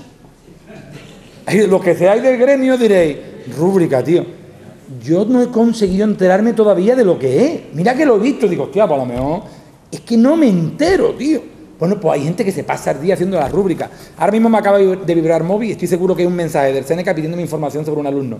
Que yo no lo abro por las tardes. ¿Cómo voy a abrirlo? Si hay una sentencia hace poco que dice que no tenemos que coger los teléfonos fuera del trabajo. Han hecho este año el cuaderno del profesor virtual. Bueno, yo he entrado, he hecho un curso, y además está aquí también uno de los presentes, el tío que da el curso es un tío simpático, nos lo explicó, nos enteramos. Yo cuando terminó el curso dije, ¿yo para qué coño voy a hacer esto? Sinceramente, ¿cómo me he llevado yo 4 horas todas las tardes metido apuntando cosas en un ordenador? Vamos a ver, que a mí no me pagan por eso, que yo tengo que enseñar. ¿Por qué tengo que perder tiempo? No es que si viene la inspección y te lo pide, perdona, ¿por qué me lo va a pedir? ¿Qué ley dice que yo tengo que tener esas cosas? ¿Dónde está eso dicho? En ningún lado. Pero si te lo piden, tú tienes que tenerlo. Es el reino de terror. Chomsky dice claramente, dice, a través de la supuesta objetividad de la enseñanza se persigue eliminar la autoridad del profesorado. En el momento en que tú haces exámenes tipo test y todo lo puede comprobar la persona que te va a fiscalizar tu trabajo, la pregunta es, ¿qué coño haces tú? O sea, a mí me viene un padre y me dice, mire usted, lo que usted ha suspendido a mi hijo, a mi hija, usted no tiene razón. Soy yo el que le pregunta a él, no él a mí. ¿Por qué? Ahora, si viene un padre y te dice, quiero reclamar el examen. Uy, hostia, como venga el inspector verá, mírame qué puede hacer, hombre. Y ya empieza todo el mundo a disimular, a buscar una respuesta ad hoc, ad hominem, ¿no? Vamos a ver cómo podemos justificar. Cómo amarrar bien los criterios de evaluación, no vaya a ser que te protesten. Yo en mis criterios de evaluación y en mi programación pongo todo, porque me reclamen lo que me reclamen, siempre así de esa forma digo, es que en el apartado tal dice que después no hago nada. ¿Entienden? No hago nada. ¿Por qué? Porque yo simplemente preveo que me puedan reclamar. Yo me reclaman y digo, lea usted la programación. Son 230 páginas. ¿Quién se va a leer eso? Nadie. Ahora corro riesgo de que se vaya el inspector. El inspector tampoco se la ha leído, ¿eh? Se va a leer un documento de ese tamaño. O sea, realmente, a través del control de la información, la objetividad, si yo no puedo suspender a un alumno o a una alumna con mi profesionalidad, después le damos la forma que queramos a eso, ¿eh? Pero si yo no soy la autoridad, ¿quién es la autoridad? ¿El padre, la madre, el inspector, la consejera, que a lo mejor no es ni del gremio? Perdona, la autoridad es mía. Volvemos al principio de la ponencia, ¿no? Perdona, es que un profesional, vamos a ver, ¿tú te imaginas una ingeniera que fuera a hacer un puente y que tuviera una persona encima diciéndole, los cálculos me los hace usted así? Ahora, ¿qué le va a decir? Los pilares estos son muy feos, ¿eh? A mí los pilares estos no me gustan. ¿Puede usted hacerlos de madera? Mire usted que es terreno húmedo. No, pero hay unas maderas que son muy buenas para terreno. Perdona, que el ingeniero soy yo. ¿Cómo me va a decir usted a mí lo que tengo que hacer? Salvo que sea usted un supervisor y también sea ingeniero, y entre los dos hagamos un puente mejor. Ahora, si usted va a venir a ver lo que hago yo, perdona, entonces ¿yo qué hago? ¿Quién soy yo? Claro, ese miedo nos lleva a no ejercer como docentes de verdad, sino que estamos ahí atrapados entre los padres, las madres, el inspector, la inspectora, la directora, el director. Pero ¿quién pone orden aquí? Nadie. Es el territorio del miedo, nadie sabe nada, nadie sabe qué estamos haciendo, pero como alguien pide un papel, hostia, que se hunde todo, ¿no?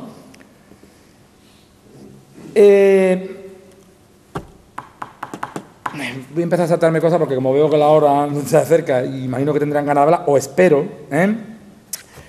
Yo no creo que muchas veces la enseñanza vaya más allá de lo que tradicionalmente ha sido la imitación. Yo tengo una carrera, hay papeles que lo prueban.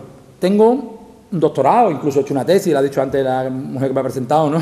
Tengo una tesis doctoral y yo estoy harto de estudiar y yo voy a los sitios y hablo y la gente me escucha. O sea que algo he aprendido y supongo que algo puedo comunicar, ¿no? Y si yo me paro a pensar, ¿por qué he hecho yo eso? La respuesta es muy sencilla. Porque tuve un maestro, una maestra, un profesor, una profesora, que de pronto yo los vi y dije, esto es lo que yo quiero hacer. ¿Por qué? Pues porque sabían, porque me interesaba lo que explicaban, porque me cambiaron la manera de ver la vida, ver la sociedad, la familia. He hablado antes del modelo laico. Es que el instituto, si no es, el instituto o la escuela, si no es subversiva, si no está poniendo en solfa continuamente los valores de la sociedad, ¿el alumnado a qué va? El profesor, la profesora tiene que ser un modelo de intelectual. Hemos visto que la administración no fomenta que tú sepas, no va a fomentar que tú estudies, no va a fomentar que tú publiques. No existen revistas científicas. O sea, la investigación no se contempla en nuestras carreras docentes. El profesorado tiene que ser un modelo intelectual, que cuando el alumnado entre en clase y vea a esa profesora o a ese profesor diga, hostia, lo que me está diciendo me está dejando estupefacto y además me interesa para mi propia vida. Es posible que si alguien así entra en una clase, el alumno o la alumna que salga tenga interés en aprender algo. Si la clase la convertimos en el tema 4, que está muy bien que lo demos, el tema 4, y resulta que el propio profesor, el modelo que le da, no es el de pensamiento crítico, el de racionalismo, el de integridad, el de pasión por el trabajo, por el conocimiento, por la lectura, por la investigación. Si ninguna de esas cosas la estamos dando, ¿cómo coño le pedimos a esos chavales que sean excelentes? Perdona, pero si es que nosotros no lo podemos ser, ni lo somos, ni lo queremos ser. Seamos coherentes, pidamos al alumnado lo que hacemos nosotros. Entonces, yo, antes que hablar de cualquier pedagogía, usted tiene que ser un modelo, un modelo imitado por sus alumnos y sus alumnas. Porque lo que hacemos en la vida casi siempre es por imitación, no aprendemos grandes cosas. Hay una idea espiritual que es esa de la mente, ¿no? La mente del cerebro. Entonces, parece como que el alumno está allí, el alumno está allí y está mirando y dice, voy a aprender. No, el proceso no se produce de esa forma. El alumno o la alumna aprende cuando tú consigues que piense y que le dé vuelta a las cosas, y eso forma parte después de su propia vida. Esto era el aprendizaje significativo que nos explicaban cuando la LOCSE. La LOCSE no fue una mala ley, fue una ley sin dinero. Es verdad que metió muchas cosas malas, pero por lo menos abandonó aquella pedagogía académica cutre, que es verdad que era cutre, aunque es verdad que no sabemos la tabla del sistema periódico, pero yo aprendí después cuando estaba en la universidad. Termino. Si el profesorado no se le da aliciente para que sea un modelo intelectual en los colegios o en los institutos, el sistema está condenado al fracaso. Yo, en 24 años de clase que llevo, veo cada año más reacción, y empleo el término con todo su contenido político, en los alumnos y las alumnas. Ellos no tienen la culpa, ellos son el reflejo del sistema. Yo oigo estos días a muchos alumnos y alumnas de segundo de bachillerato, que ya empiezan a darle vuelta a las cosas y están estudiando un poquito más en serio, preocupados porque sus compañeros y compañeras que ya no están en el instituto van a votar a un partido con nombre de diccionario de latín. Lo dejamos ahí. Entonces, no estamos hablando de gente mayor, estamos hablando de gente muy joven y que se está reaccionarizando. ¿Por qué? Pues porque no tiene alternativas para pensar, porque el sistema no funciona. Y yo, con esto y un bizcocho, pues si ustedes quieren, pregunten lo que quieran, comenten lo que quieran, ¿están de acuerdo? ¿No? ¿Me he enrollado mucho o es la hora buena? ¿Cómo va? ¿Cómo va? ¿Bien? ¿Llevo una hora o no? Pues, mirad. Pues esto es lo que yo pienso. Supongo que habrá gente que no esté de acuerdo, no sé. Me gustaría que se abriera un turno de palabra, ¿no? Sí. A ver. A ver, yo estoy estudiando ahora mismo magisterio, estoy en cuarto de carrera, por lo que finalice este año. Y a nosotros nos intentan meter en la cabeza de que las clases magistrales han pasado a la historia para darle paso a lo que va siendo el aprendizaje por proyecto. Un problema social y de ahí partimos para dar todas las asignaturas. ¿Tú qué opinas del aprendizaje por proyecto? Yo lo que no estoy de acuerdo es convertir el medio en un fin. Me explico. Eso está muy bien para hacerlo de vez en cuando y hay que enseñar a la gente a hacer esas cosas. Pero eso no es el fin de la enseñanza. Porque, yo qué sé, Einstein por lo visto estudió mucho.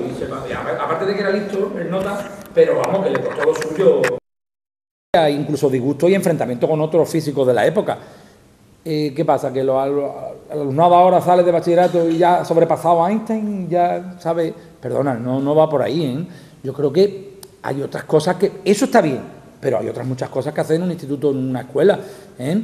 Está bien que los niños hagan asamblea cuando entran en primero de primaria y se reúnan y discutan sus cosas. Maravilloso, maravilloso. Pero también está bien que cuando yo diga, vamos a sentarnos, se sienten. Porque si no, después van a trabajar a jamón y resulta que le dice la encargada de jamón, oye, ponme ahí esa cosa, y no entienden la orden. Y tú dirás, hombre, tenemos que fomentar una sociedad libre, todo lo que tú quieras, pero si tú vas a estudiar oposiciones de notaría, tú no vas a trabajar por proyecto. Si tú vas a ser... tú no vas a trabajar por proyecto. Si tú vas a ser investigador del CSIC para conseguir un premio Nobel tú no vas a trabajar por proyecto. Entonces, ¿cuál es la estafa que estamos transmitiendo a la gente? Os lo voy a decir más claro. Los colegios privados de muchos niveles de prestigio, estoy pensando en algún colegio de Sevilla, por ejemplo, que ni siquiera es religioso, y las facultades son formación profesional cutre. ¿A dónde va a ir ese personal? A trabajar por 1.200, 1.500 euros, en el mejor de los casos, después de estudiar una carrera. ¡Viva España! Yo no estoy de acuerdo. No estoy de acuerdo. Es que usted es un pedagogo reaccionario, tradicionalista de la... No, perdona, no. Lo que digo es que el esfuerzo, el estudio, la lectura, la memoria... Pero vamos a ver, ¿cómo vas a saber cosas sin la memoria? Si es que no se puede, tío. Si es que no se puede. ¿Puede usted formular sin saberse el sistema periódico? Pues no. Pero es que estoy trabajando en un proyecto del sistema periódico. Perdona, ¿te lo sabes? Hidrógeno, litio, sodio, potasio, ruidio, cesio, francio, que suena, ¿verdad? Si no te lo sabes, no puedes formular. ¿Y las valencias te las sabes? No, no puedes formular, cariño. Pero es que mi profesora es una pedagoga muy buena. Pues vale, pero tú no sabes formular. Entonces, no estoy de acuerdo. Insisto, ¿es un buen medio para llegar a algunos resultados? Perfecto, apliquémoslo. ¿Puede ser un fin en sí mismo la pedagogía? No. Yo es lo que creo. Veo a mucha gente perdida y después no saben... Tengo que apuntar algunas más anécdotas. Supongo que han leído todo el mundo la noticia esa de que el 20% de la gente que se presentó a posiciones de enseñanza suspendió por faltas de ortografía. Pues tú tienes dos opciones, o no te las estudies o estudiatela. ¿Qué ocurre si no te las estudias? Esto. Ya está. Mire usted, ¿no podemos hacer un nuevo modelo pedagógico para que la gente aprenda ortografía sin estudiar? Dímelo. Si me lo dice y funciona, yo lo hago. Si no...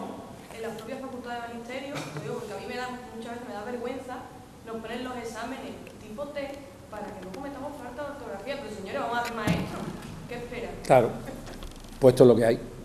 Esto es lo que hay. Nos convierten en técnicos de algo que nadie sabe lo que es, y que eso es el reino de la nada. O sea, ¿qué estás enseñando? Pues no sé. ¿Cómo? Yo no tengo ni puta idea, pero tengo un proyecto muy chulo. ¿Vale? Yo vuelvo a insistir en la de notaría. Notaría es una posición difícil. Mariano Rajoy, algunos dicen que no se sabe muy bien cómo, ¿no? Pero el tío registrador de la propiedad. Yo no sé si desde entonces se quedó un poco... ¿Por qué? Porque para ser registrador de la propiedad, conste que yo no soy muy de Mariano, ¿no? Pero que para ser registrador de la propiedad habitualmente uno tiene que estudiar mucho, no tiene que estudiar unos años, A él le dieron la posición, dicen los rumores, yo no lo sé, pero si se la estudió, no me extraña que se quedara grillado. Casi todo el mundo que conozco que ha estudiado notaría, eso está un poquito raro, un poquito para allá, un poquito perdido, Entonces, claro, sí. No, es otro tema, digamos. Sí. ¿Qué opinión tienes de la formación dual o en alternancia? Llamada también en alternancia. What the fuck, que como soy bilingüe, no, ¿qué es eso? No es que no sé lo que es. Yo es un sistema que yo conocí en Francia y en Sí. Alemania y se intenta implantar en España. Es la formación que alterna, es la formación profesional Sí. que alterna la formación en aula, en taller y en la empresa. Ya sé lo que es y además lo conozco porque pasa en mi instituto, ¿no? Ahora en el segundo curso de FP de grado medio hay una parte en práctica en las empresas. El problema es que esto es España, ¿no? No me he equivocado de país, ¿no? Claro, el problema es grave porque resulta que en muchos sitios esto se emplea para hacer trabajos ilegales, Yo no termino de ver que un grupo de personas estén en un sitio donde se trabaja viendo cómo se trabaja, bien. Ahora, directamente trabajar, no sé, es que a lo mejor hay que invertir la cuestión. O sea, en España, por ejemplo, lo que no se ha desarrollado es la formación profesional para la gente que trabaja. Que en muchos sitios una persona trabaja y no para de formarse nunca, ¿no? Aquí parece que no, que tú lo haces al revés. Hombre, si fuera algo así, que mantuviera toda esa constante de formación durante toda la vida, a mí me parecería estupendo. Lo que conocí conozco la formación en alternancia francesa. Sí. He tenido ocasión de visitar Sí. formación. Entonces, la formación, el objetivo prioritario que tiene la formación para alumnos es la obtención de lo que en francés llama el TRAPER, que sería el certificado de escolaridad equivalente a eso aquí. Sí. Ese es el objetivo prioritario.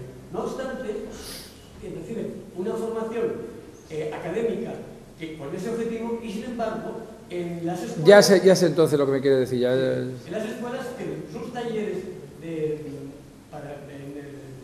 proceso de enseñanza-aprendizaje, donde están trabajando en oficios concretos, sí. lógicamente los que conocí fueron los oficios de la construcción, sí. en el alemán,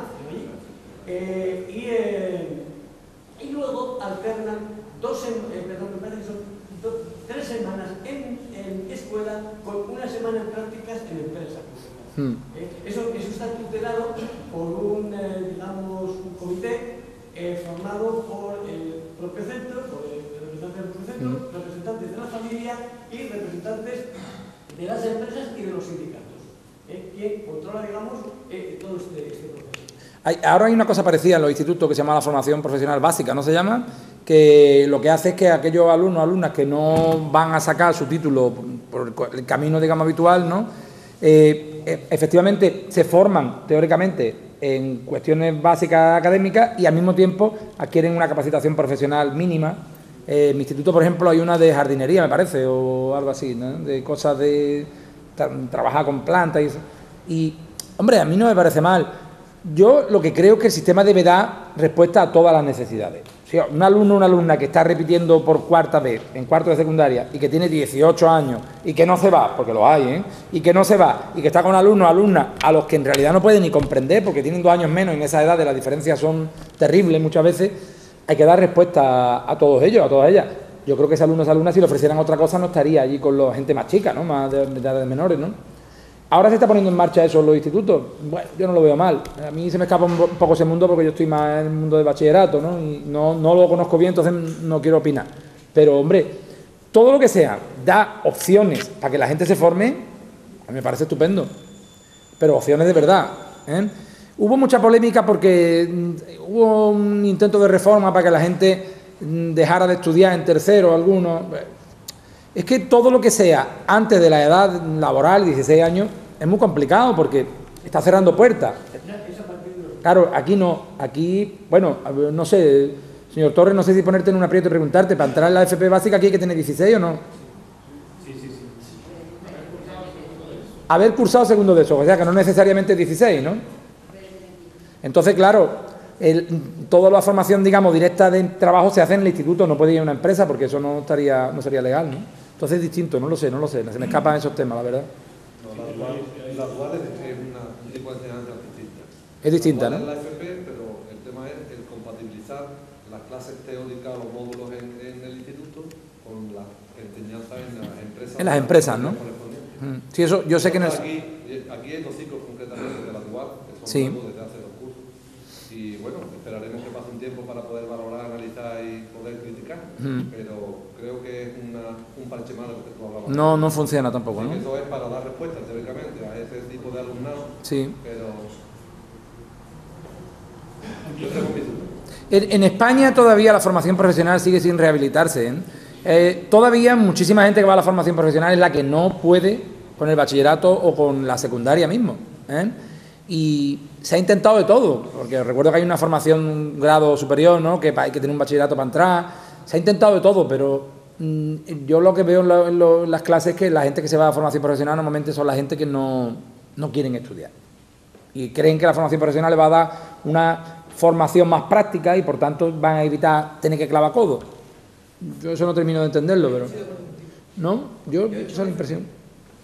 Grado superior de administración. Sí. Y después un doble grado en administración de empresas y finanzas y control. Sí. Y lo veo muchísimo más práctico la FP que... Eso. Hombre, yo hablo más de... En el caso mío de la Universidad de Huelva son una panda de inútiles que no te enseñan. Solo ha dicho él, por cierto. No te enseñan nada. Simplemente te dan un tocho, apréndetelo. Y punto. Yo hablo más de la gente que se mete en el grado medio, ¿no? Que en general son gente que... El grado medio es otro mundo. Es otro mundo, ¿no? En comparación al grado superior. Claro, ¿no? Que para el grado superior hay que tener bachillerato, ¿no? Entonces ya es... O venir, eso, efectivamente, puede venir también de grado medio, pero bueno, ya tiene un... Sí, ya tienes un bagaje, ¿no? Pero ya hay problemas. Ya. Bueno, yo te quería hacer... Sí. Me estáis preguntando, me dais miedo, me dais miedo. Aquí somos muchos del gremio. Sí. Tú has hablado en general del qué, ¿no? Yo te preguntaría, bueno, ¿y para qué? Yo tengo respuesta para eso. Esa es la cuestión. Vivimos en una sociedad capitalista donde hay niveles digamos, clases sociales, si a alguno nos molesta la palabra. No, porque es ahora evidente, es evidente. Es que ahora molesta. Entonces, ¿qué sentido tiene igualar en algo que no es igual? Es decir, tenemos 40 alumnos, 30, 20, 25, y creemos, o le tenemos que dar algo que no debe ser igual, porque todos tienen que pasar por un filtro que la mayoría no le interesa, o aparte de eso.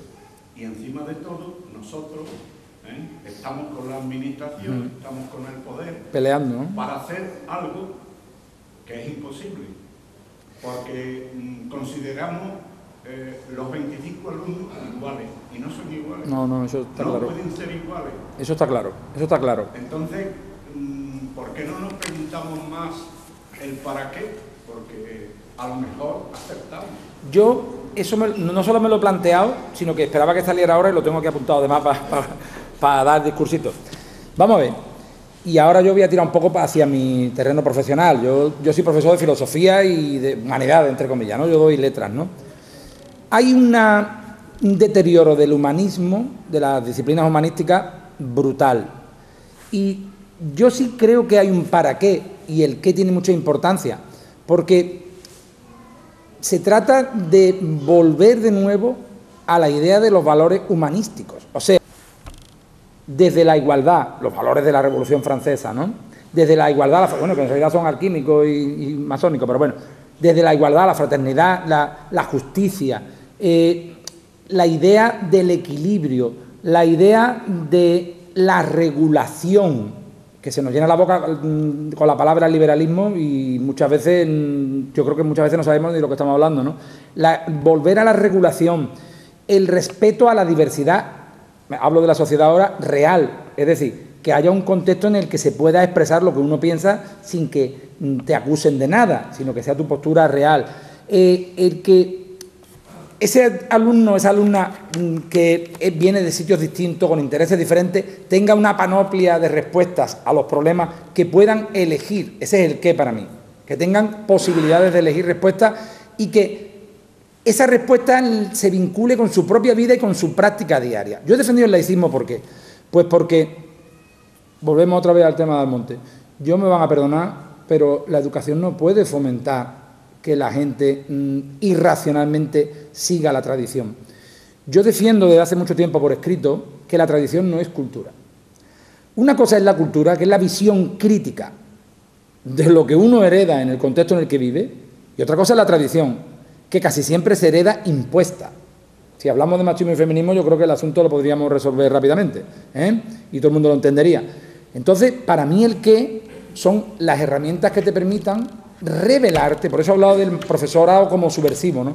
Rebelarte contra el sistema. Esto no significa prohibir, esto no significa que haya que atacar, no. Significa que de una manera tranquila y sin ningún tipo de aspaviento, en los institutos se explique multitud de teorías para que esa gente cambie su forma de vivir. Porque si no hay una intención de cambiar la forma de vida, la enseñanza no sirve para nada. De hecho, es lo que está pasando. Estamos convirtiendo la enseñanza en una especie de sostenimiento del sistema de clases en el que cuando tú heredas la pobreza y el analfabetismo, la sigues manteniendo, y cuando en cambio heredas la cultura y el conocimiento crítico, lo mantienes. Entonces, y termino, yo lo que creo que el qué es mucha información.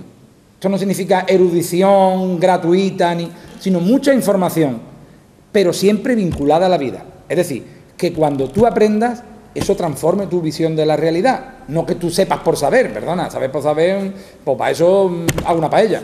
Sino que lo que tú aprendas tenga una repercusión en tu vida. Yo estoy notando esto, por ejemplo, mucho en los últimos tiempos con la cuestión del machismo y el feminismo, ¿no? En las clases yo promuevo una visión crítica del papel del varón en la sociedad. Y muchas mujeres, muchas alumnas, no voy a decir que tantos alumnos, que también algunos, de pronto ven de otra forma las relaciones con sus parejas, con sus amigos, con sus amigas, y todo. Claro, no es trasladarle unas ideas para que piensen como el profesor o la profesora que le da clase. es darle un abanico de teorías que vean a lo largo de la historia cómo han ido cambiando las ideas para que ellos vean que eso tiene una repercusión en su propia vida. Eso para mí es un motor de transformación social y yo creo que ese es el papel de la enseñanza. No es erudición al estilo antiguo, no es el para qué, por ejemplo, para condicionar su futuro profesional. No, perdona. Yo creo que la universidad, el instituto son sitios de reflexión. Yo es que los desvincularía del mundo profesional, aunque por ejemplo la formación profesional es lógico que esté vinculado, ¿no? Pero no se estudia para trabajar. No se estudia para trabajar, se estudia para saber y se estudia para vivir de otra forma y se estudia para transformar la sociedad y para tener una sociedad más justa, más igualitaria. Se estudia para eso. Esa es la... Habría que tener en cuenta todo eso que tú estás diciendo y repetirlo diariamente. Diario. Porque el alumno que sabe ya que va a hacer una carrera superior a lo que sea, y el otro que sabe que no, que va a coger fresa o va a coger. Entonces, no tenemos instrumento para ese segundo. No. Parece que estamos dedicados al primero, es decir, al que sabemos que va a ir a lo otro. Y hay otra cuestión, ¿no? Estamos tranquilos, yo soy de historia. Sí. La evolución que ha tomado el libro de historia y lo que sigue es increíble. Estamos acotando aquello que no le interesa al sistema. Claro, totalmente. ¿Te pasa? Sí. Hay una cuestión. Yo guardo un libro desde, los años 80 por ahí. Resulta que la Revolución Francesa, la que tú has hecho aquí, hoy sí se estudia la Revolución Francesa, pero no se estudia la Comuna de París. Es decir, se ha quitado de los libros algo que es fundamental para entender otras revoluciones y otros procesos dialécticos en la filosofía que vinieron después. Se ha quitado, así. Yo creo que eso se podría... No se da ni en el bachiller ni en nada. Se hace en casi todas las materias, tenemos el mismo problema, ¿eh? Estamos adelgazando muchas veces lo que no interesa al sistema, se suprime, pero eso... Yo vuelvo a insistir que no creo que haya nadie diseñando esto conscientemente. Esto es un reflejo de que realmente la sociedad tiende a ser extremadamente conservadora y además yo lo que veo es que todo aquello que conmueve la forma de vivir es rechazado de manera automática. No sé si estamos en Almonte, ¿no? ¿Ya? Yo he dado clase aquí, ¿eh? Yo no sé si se podría dar clase en este pueblo sobre antropología y el significado de Rocío. Sinceramente tengo mis dudas. Vamos, yo la daría, ¿eh? Pero sinceramente tengo mis dudas. Pero tendría que decir que la Virgen del Rocío es de carne, como dicen. Sí, es que yo he tenido alumnas que me han explicado que a veces tienen las medias llenas de arena cuando va andando por la marisma. Si alguien quiere creerse eso, me parece muy digno, ¿eh? Yo no tengo ningún problema. Pero eso no puede estar en una clase. El problema es que cuando no hacemos un análisis de esas cosas, de manera implícita estamos permitiendo que eso esté en una clase, porque ese discurso tiene la misma carta de credibilidad que la explicación antropológica. Es como cuando te dicen, maestro, a ti te gusta el Baez y a mí me gusta, yo qué sé, ¿cómo se llama? El tonto boya este de las canciones machistas, ¿no? El Maluma, ¿no? A ti te gusta Bach, a mí me gusta Maluma, a ti te gusta Beethoven ese y a mí me gusta Maluma. Y yo digo, claro, porque ellos piensan que es cuestión de gusto. Entonces, como ellos tienen un gusto y yo tengo otro, pues el libro de los gustos no está escrito. Claro, ¿cómo puedes pelear tú contra eso? Es imposible, porque todo el sistema le está diciendo, tiene usted razón, ¿a usted le gusta esto? Consúmalo. Mientras usted consuma esto, el sistema no peligra. Ahora, si usted deja de escuchar, de consumir estas cosas y la economía de este pueblo se ve un poquito alterada, cuidado, no juguemos con lo de comer, que esto es muy serio. Recuerdo, por aquí creo que hay gente de Podemos, que hace un par de años, 3, cuando empezó la vorágine aquella, se corrió el rumor de que la candidata de Sevilla había dicho que iba a prohibir la Semana Santa. Vamos, eso no, primero no puedo decirlo porque sería ilegal y segundo, porque no me nombraron a mi candidato, que sí lo habría dicho. Pero lo que quiero decir es, ¿qué pasó? Las redes sociales se incendiaron, pero el problema era realmente religioso, déjame de rollo, era de Cruzcampo. Claro, era de Cruzcampo. Y claro, eso es lo que no se mueve. O sea, nuestro sistema está desperdiciando. Ese qué al que yo me refiero. Yo no me refería al qué erudito tradicional, el saber por el saber. No, perdona. El qué significativo, es decir, un qué que te lleve a cambiar tu visión de la vida. Y ver para qué ese. Claro, esas cosas hay que estudiarlas, claro. Yo explico filosofía. Yo cuando explico, no me voy a meter aquí en explicarlo, ¿no? Cuando explico el Dios de Aristóteles, hay gente que se me ha hasta emocionado en clase, llorando. Porque dice, hostia, esto no tiene nada que ver con la religión. Claro, cuando una persona ve ese Dios de Aristóteles, que nada tiene que ver con la religión, ni con las creencias, y ve el concepto que ha heredado tradicionalmente de divinidad, de pronto tiene un desfase, dice, ¿esto qué es, tío? ¿Qué me han contado y qué me estás contando tú? Ahí es cuando aprende. Pero claro, tenemos que tener el contexto y la libertad para poder explicar esas cosas. Si el propio sistema te dice, no, esto Aristóteles no se da, la Comuna de París no se da.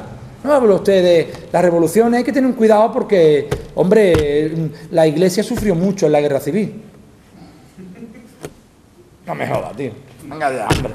¿Quién se va a creer esto? ¿Hacemos historia de la Guerra Civil en este pueblo o mejor no lo hacemos? Pero no se puede hablar. Porque, bueno, no se puede hablar. Si hablas, los enseñas a pensar. Claro. Yo creo que esa es una clave.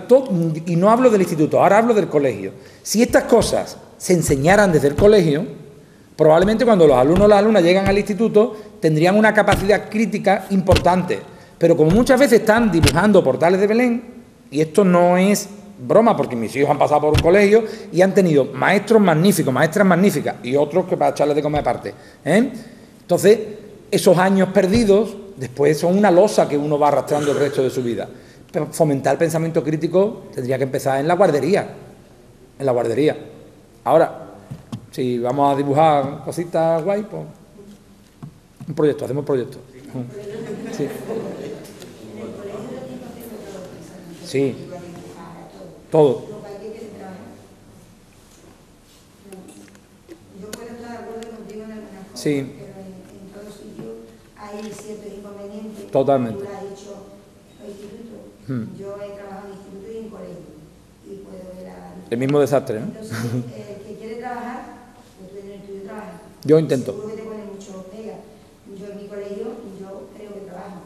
Obviamente hay gente que debería tener su trabajo como justo, ¿no? Ya. Yo creo que fundamentalmente el cambio proviene del lenguaje, mi opinión. Creo que el lenguaje cambia y llegaremos a lo demás.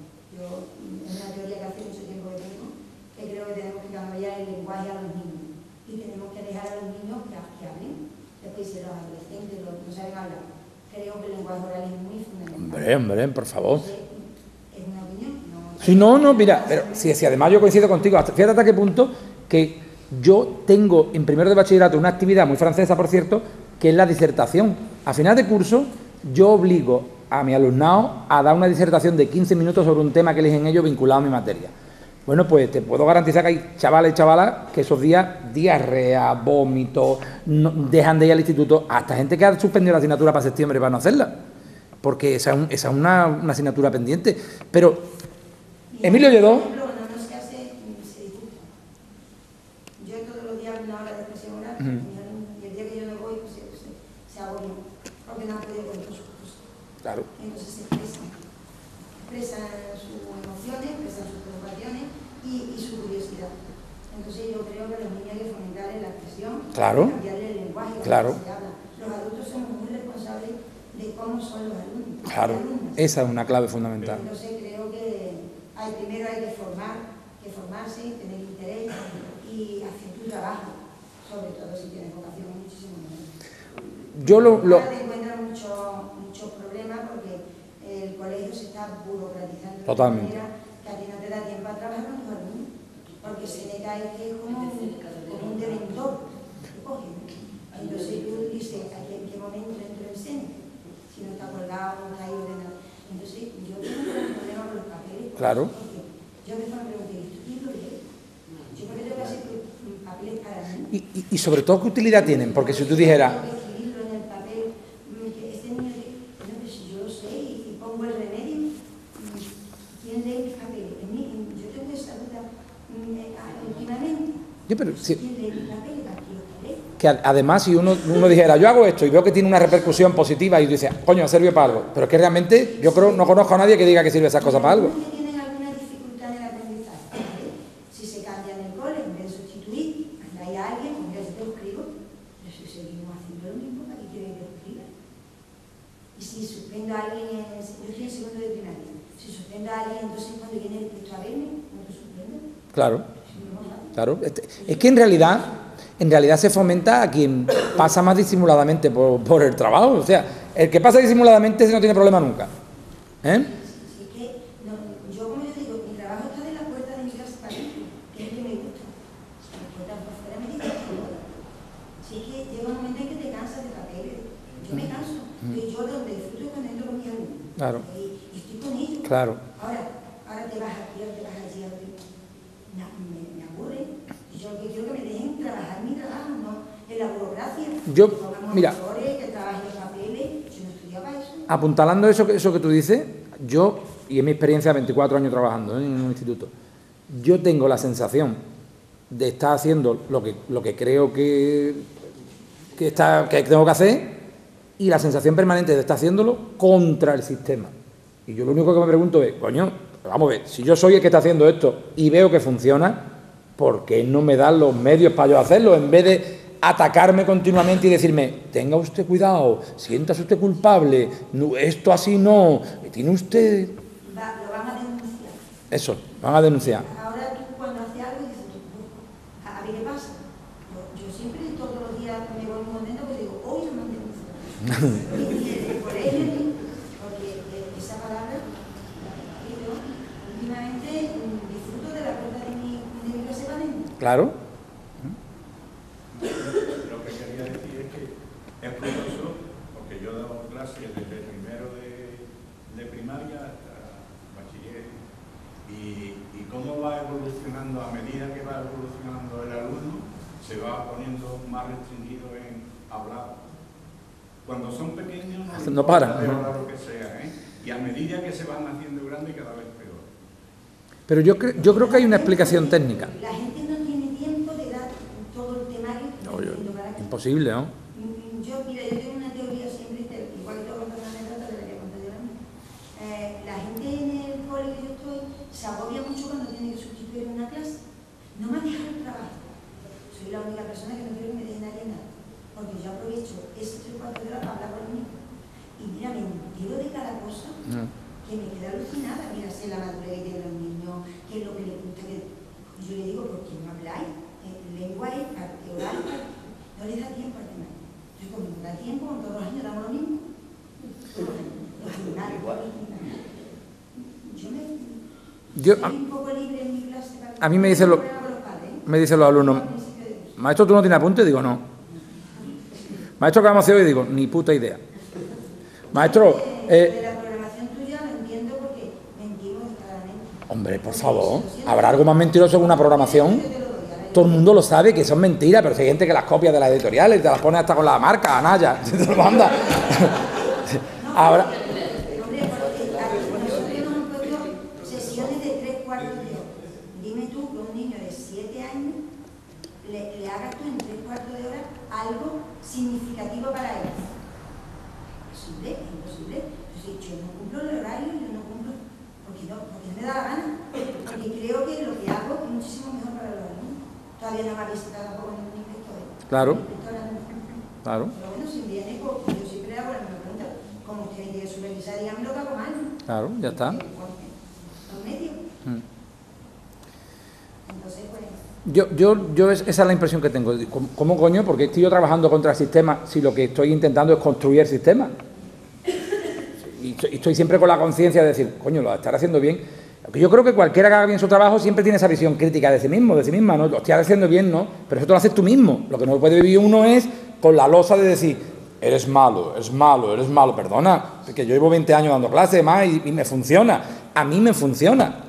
¿Qué queréis que os diga? Yo me encuentro con mis alumnos, mis alumnas de muchos años y hablan, hoy, Paco, no sé qué.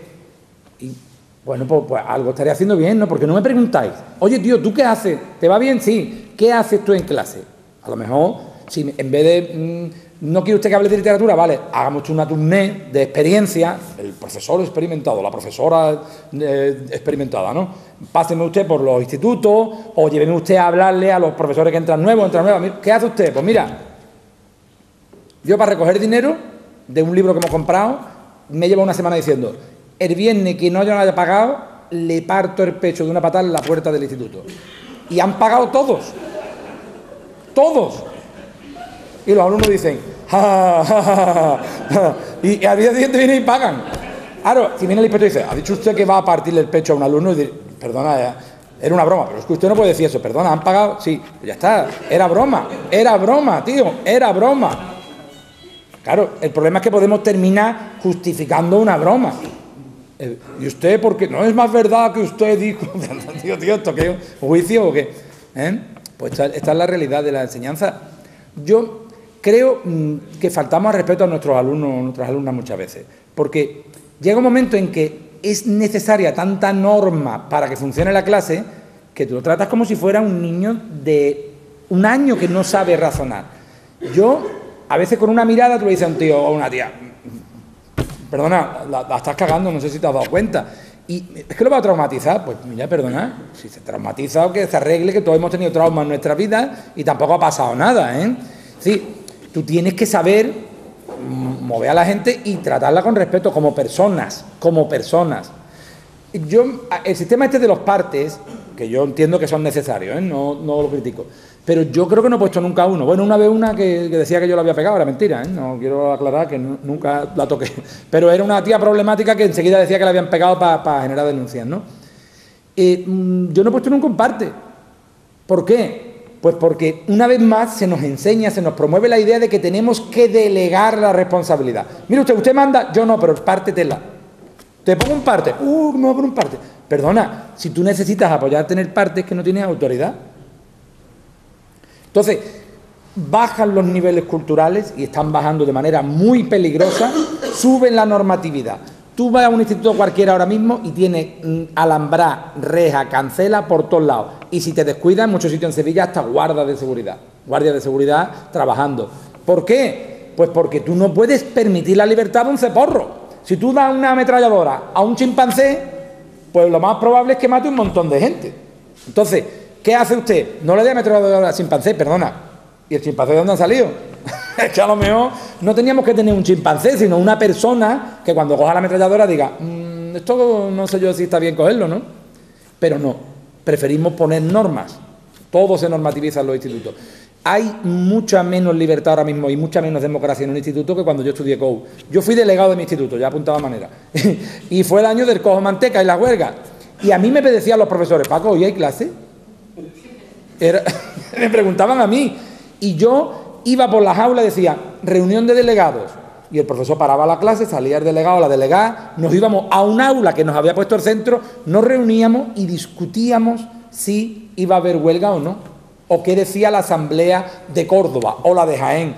Y no había ni móviles, ni internet, ni nada. Pero nos enterábamos de todo con el teléfono, ¿no? Hoy en un instituto eso es impensable. Entre otras cosas porque tú dices, reunión de delegados, se reunirían todos los días para fumar un canuto en la esquina de ¿por qué? Porque no se ha fomentado la democracia, no saben cómo utilizarla, no. Hoy se vota a los delegados, no sé si os está pasando esto. Dice, ¿quién es el chufla de la clase? A este votamos. Antes el delegado o la delegada siempre era de empollón, a la empollona le tocaba el marrón de ser delegado, porque era más responsable, porque ahora resulta que el más chufla, a ese lo votan. ¿Claro? ¿Por qué? Pues porque, ¿para qué sirve un delegado, una delegada? Para nada. ¿Qué papel democrático juega en el centro? ¿Realmente tiene voz de verdad el Consejo Escolar? Sirve para, vamos a ver, por favor, ¿qué coño es el Consejo Escolar? Para disimular como que hay una vida democrática en el centro. Es mentira, no sirve para nada. Los representantes de los padres, perdona, para nada. Además son los mismos todos los años porque no se presenta nadie. ¿Para qué sirve todo eso? Para nada. Voy a ser más malo. ¿Para qué sirve un claustro hoy? Yo empecé hace 24 años a trabajar y empezaba el claustro y tú decías, verás tú a la hora que vamos a salir de aquí. Ahora tú estás viendo en el claustro y está la gente, y yo no vaya a hablar que nos vamos. Las evaluaciones, por favor, ¿para qué sirven las evaluaciones? Tú llegas allí y dices, un 4, un 3, y yo, que este chaval no me llaman por un 5. Tú has hablado de si ha aprendido, si no ha aprendido. Ahora vienen las peleas. pues si tú le pones un 5, yo también se lo tengo que poner, pero vamos a ver, es que yo se lo he puesto antes perdona, no hacemos un tratamiento diverso. Yo a este tío le pongo o a esta tía le pongo un 5 y a esta no. Es que está hecho más incluso que este sí, pero a esta no se lo pongo porque considero que no debe tener y a este sí. Ese es mi criterio y si quieres te lo explico y por qué. Pero eso es una evaluación. Eso se hace hoy, todo eso se ha perdido. O sea, realmente yo tengo la sensación de verdad.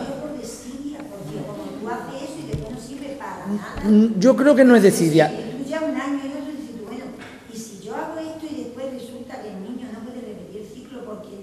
Porque no puede tener más de 25 alumnos en 26, este año no repiten nada.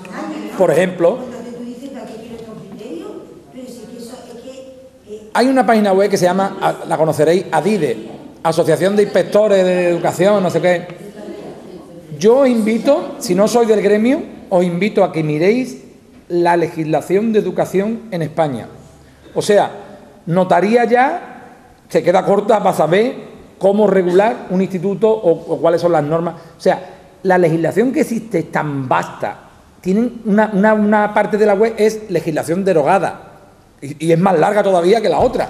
Tú dices, hostia, hay leyes generales que ni siquiera se han puesto en marcha completa y están ya derogadas en parte, el artículo tal se mantiene. O sea, es de una confusión. Yo explico lógica, que mucha gente ya no explica lógica en clase. Y hay un principio lógico que dice, e falso sequitur quod libet. De lo falso se sigue cualquier cosa. Pues esto es lo que está pasando en educación, que como nadie sabe nada y todo es mentira, pues aquí nadie pone ningún cascabel a ningún gato. De lo falso se sigue cualquier cosa. A veces funciona y a veces no. ¿A quién le importa? A nadie.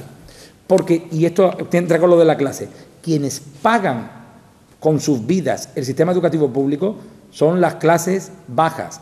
Que os recuerdo, Chomsky también lo dice, que tú le preguntas a cualquiera y dice, ¿tú qué eres? Yo clase media. Perdona, tú no te has dado cuenta de que va esto, ¿no? Tú eres clase baja, hijo, lo que pasa es que no te has dado cuenta. Nosotros somos clase baja, la hay más baja, sí, pero tú no eres alta.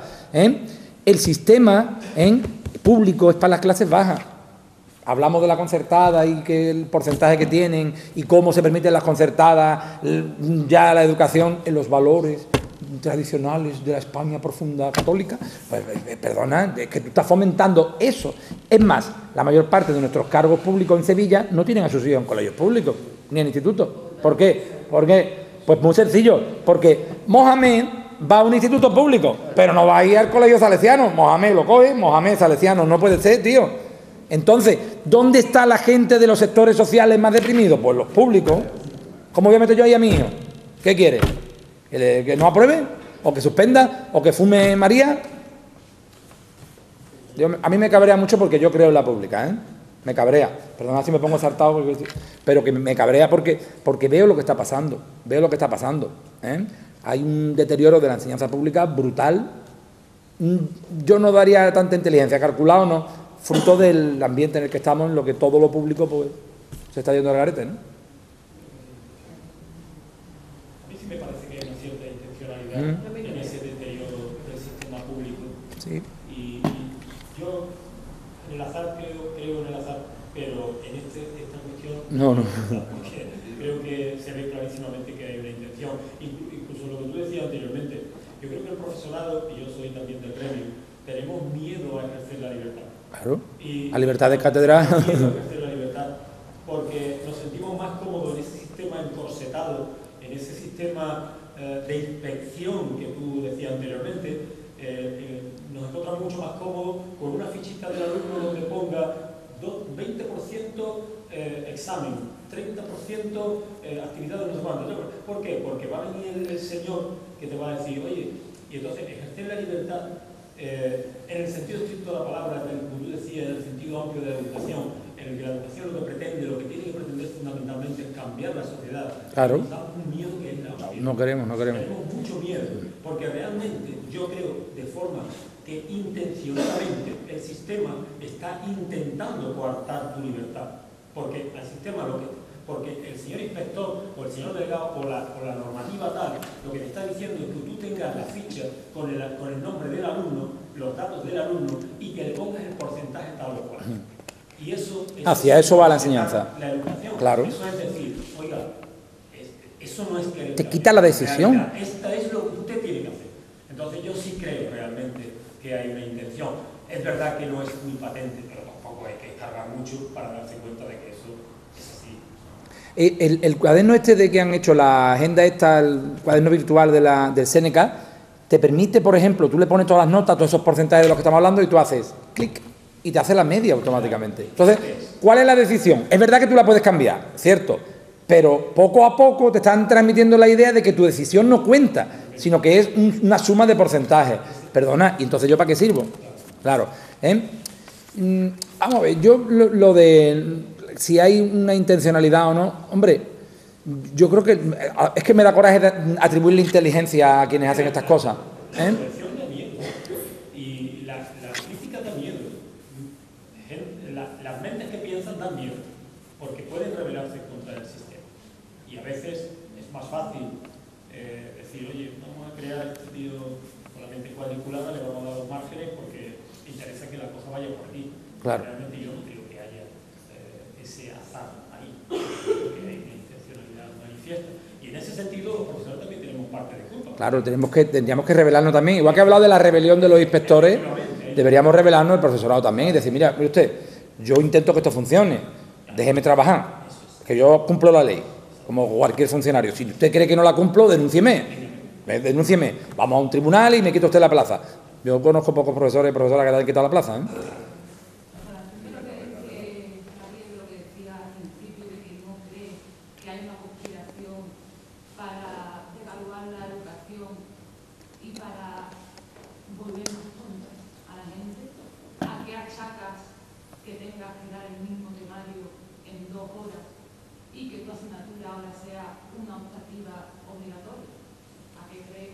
Hombre, en este caso está claro que es una estrategia política. Es decir, no hay más que un enfrentamiento abierto al Partido Popular, que es quien hizo esa ley, ¿eh? Lo que pasa es que todos tenemos ya unos años y hemos visto como el primero que quitó la filosofía de segundo de bachillerato fue el PSOE, pero la quitó totalmente, o sea, no dio opción. El PP la dejó en humanidades, como optativa en humanidades, ¿eh? Pero ¿con qué intención se hizo eso? Pues yo creo sinceramente que da un palo en la cabeza a Mariano Rajoy, que entonces era el presidente del gobierno. La Junta de Andalucía en realidad le importó un carajo la filosofía y las humanidades y todo esto, ¿eh? Pero vamos, literalmente. De hecho, vuelvo a decirlo porque me interesa mucho la imagen de los centros. Y a un centro y veréis como el alumnado que ahora es responsable y estudia está en ciencia. Es que no se contempla. Hay 3 o 4 personas perdidas por vocación en letras. En todos los ámbitos hay alguna vocación, ¿eh? Hay 3 o 4 perdidas que han entrado en latín, les ha gustado, están ahí o les gusta la literatura. Son 4, pero la clase es de 25. Son 4, ¿eh? 25 cuando hay poca gente. Otras veces son de 32.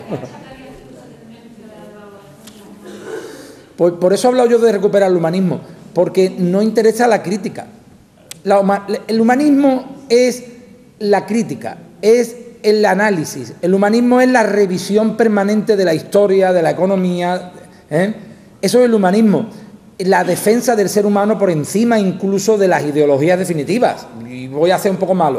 A veces la izquierda, sobre todo en el siglo XX, ha tenido un papel un poco criticable con respecto a la integridad del ser humano, ¿no? A veces parece que ha podido más el sistema que el respeto a las personas, ¿no? El humanismo, yo creo, yo lo identifico inmediatamente con una postura ética y, perdóname si me saco aquí la camiseta de Superman, pero yo lo vinculo a la izquierda, ¿eh? Y eso ahora mismo es que nadie lo quiere, nadie lo quiere. ¿A una izquierda real? A una izquierda... A mí me parece que... Bueno, que me parece que también estamos hablando porque es posible que la historia haga fluir el pensamiento de la gente y la evolución y todo eso. Bueno, y las matemáticas y la biología y todo eso. ¿Hay ciencias neutras? Yo no creo en claro que no. Neutralidad. Claro que no. Entonces, el profesor de matemáticas que se pone allí y llena la pizarra de números no tiene un segundo para decirle al alumno todo esto es mentira. Claro. Engañando. Es igual. Yo cuando explico Pitágoras en clase, los alumnos se quedan alucinados porque la explicación que doy yo de Pitágoras nada tiene que ver con la que se da en matemáticas, ¿no? Y ellos tienen ahí como un... Mire usted, ¿esto por qué no me lo dice el profesor de matemáticas? Hay que entender que el profesor de matemáticas tiene un temario que da, que no le da tiempo y que dice, mira, yo voy a tiro hecho porque si no es que no van a selectividad, ¿no? Yo todo eso lo entiendo. Pero entre nosotros mismos nos tiramos, porque es más cómodo, y no hablo de matemáticas o de física, es más cómodo dar una clase en teoría objetiva, que no lo es, porque forzosamente hay una interpretación subjetiva, es más fácil dar una clase en teoría objetiva y que a partir de ahí el alumno se busque la vida. Y usted, si usted quiere saber la historia de Copérnico o si Kepler, ¿se ganaba la vida Kepler leyéndole como rapel el futuro a los príncipes de la época? Mire usted, es que no me cuadra que un tío que estudiamos en física sea como rapel. Coño, pues explica por qué. Explica por qué. Porque a lo mejor ese chaval o esa chavala va a tener una visión crítica de la historia, de la física. El Big Bang famoso de... ¿Quién genera esa teoría del Big Bang? Resulta que es un cura.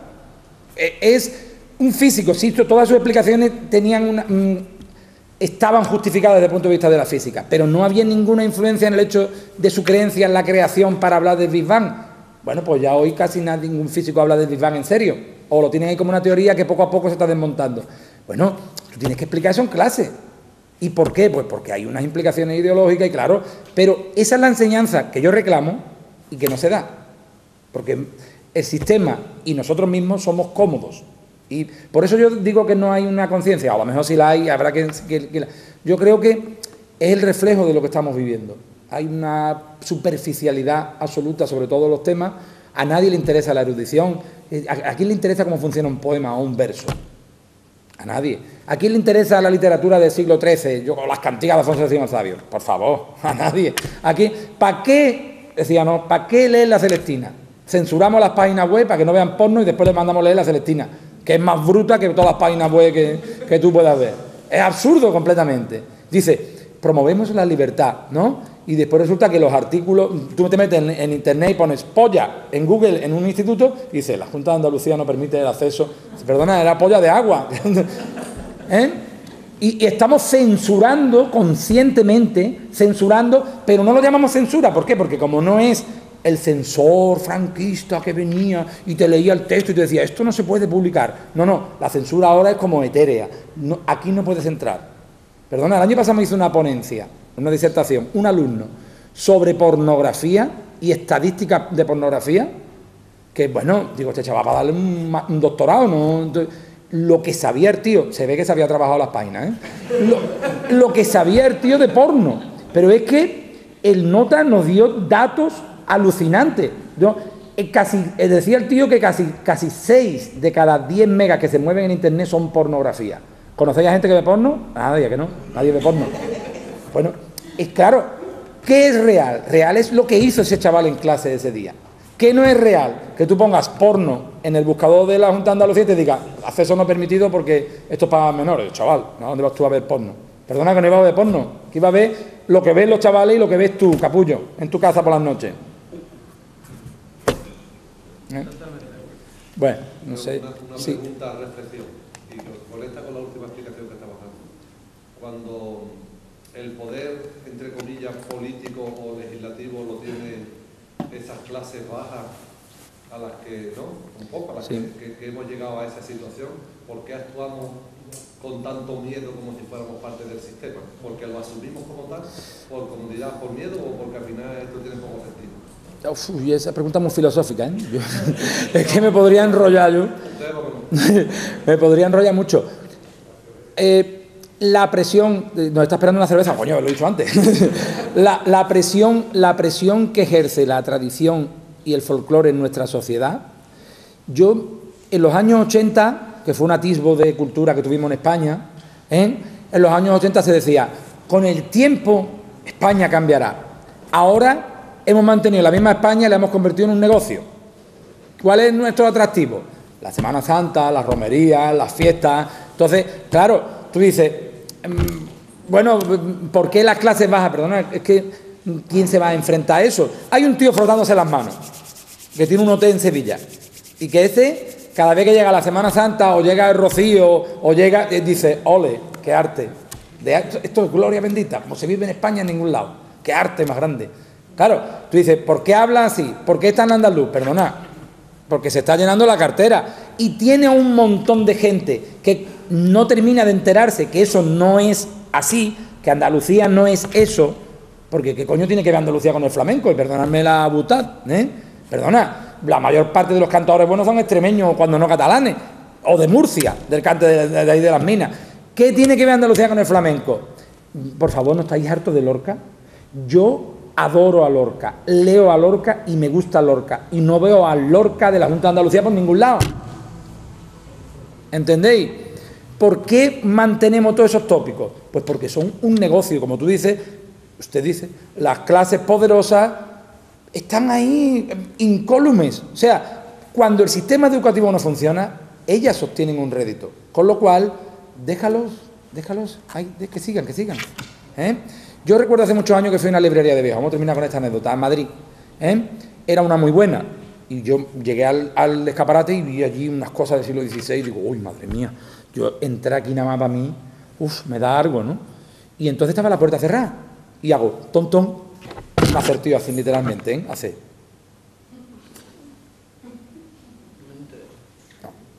No me dejó entrar. Claro, y yo pensé automáticamente, digo, ¿quién entra aquí? Yo no entro. Yo soy licenciado en filosofía, un tío con estudios, un tío...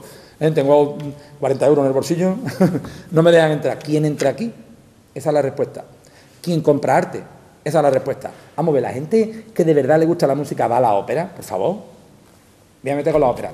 Rollo de la ópera. Vamos a ver, que no, que en Andalucía nadie oye música de cámara, que el sinfonismo no existe, que la música clásica no la oye ni Dios, pero damos un pastón a Barenboim, que nos hacemos todos los años la foto para la fundación, pero tengo una programación de muerte en el Maestranza, y todo el mundo va allí, es que tengo ópera. Perdona, tiene ópera, y hay 4 orquestas en Andalucía que no van a ningún lado porque nadie las quiere ver. Esta es la cultura. Mientras esto ocurra, hay gente frotándose las manos, porque tienen un beneficio. Nosotros nos disfrazamos, los pobres nos disfrazamos de culturetas. Yo he querido la ópera, es como un concierto, es que yo leo, perdona, ¿para qué lees? Porque si lees para nada, no leas. ¿Para qué lees? Tú leyendo vas a subvertir la sociedad, vas a cambiar la educación de tu hija y de tu hijo, vas a vivir de otra forma con tu pareja, porque si no vas a hacer nada de eso, ahórrate leer, que es mucho más divertido comerse un jamón con una botella de fino.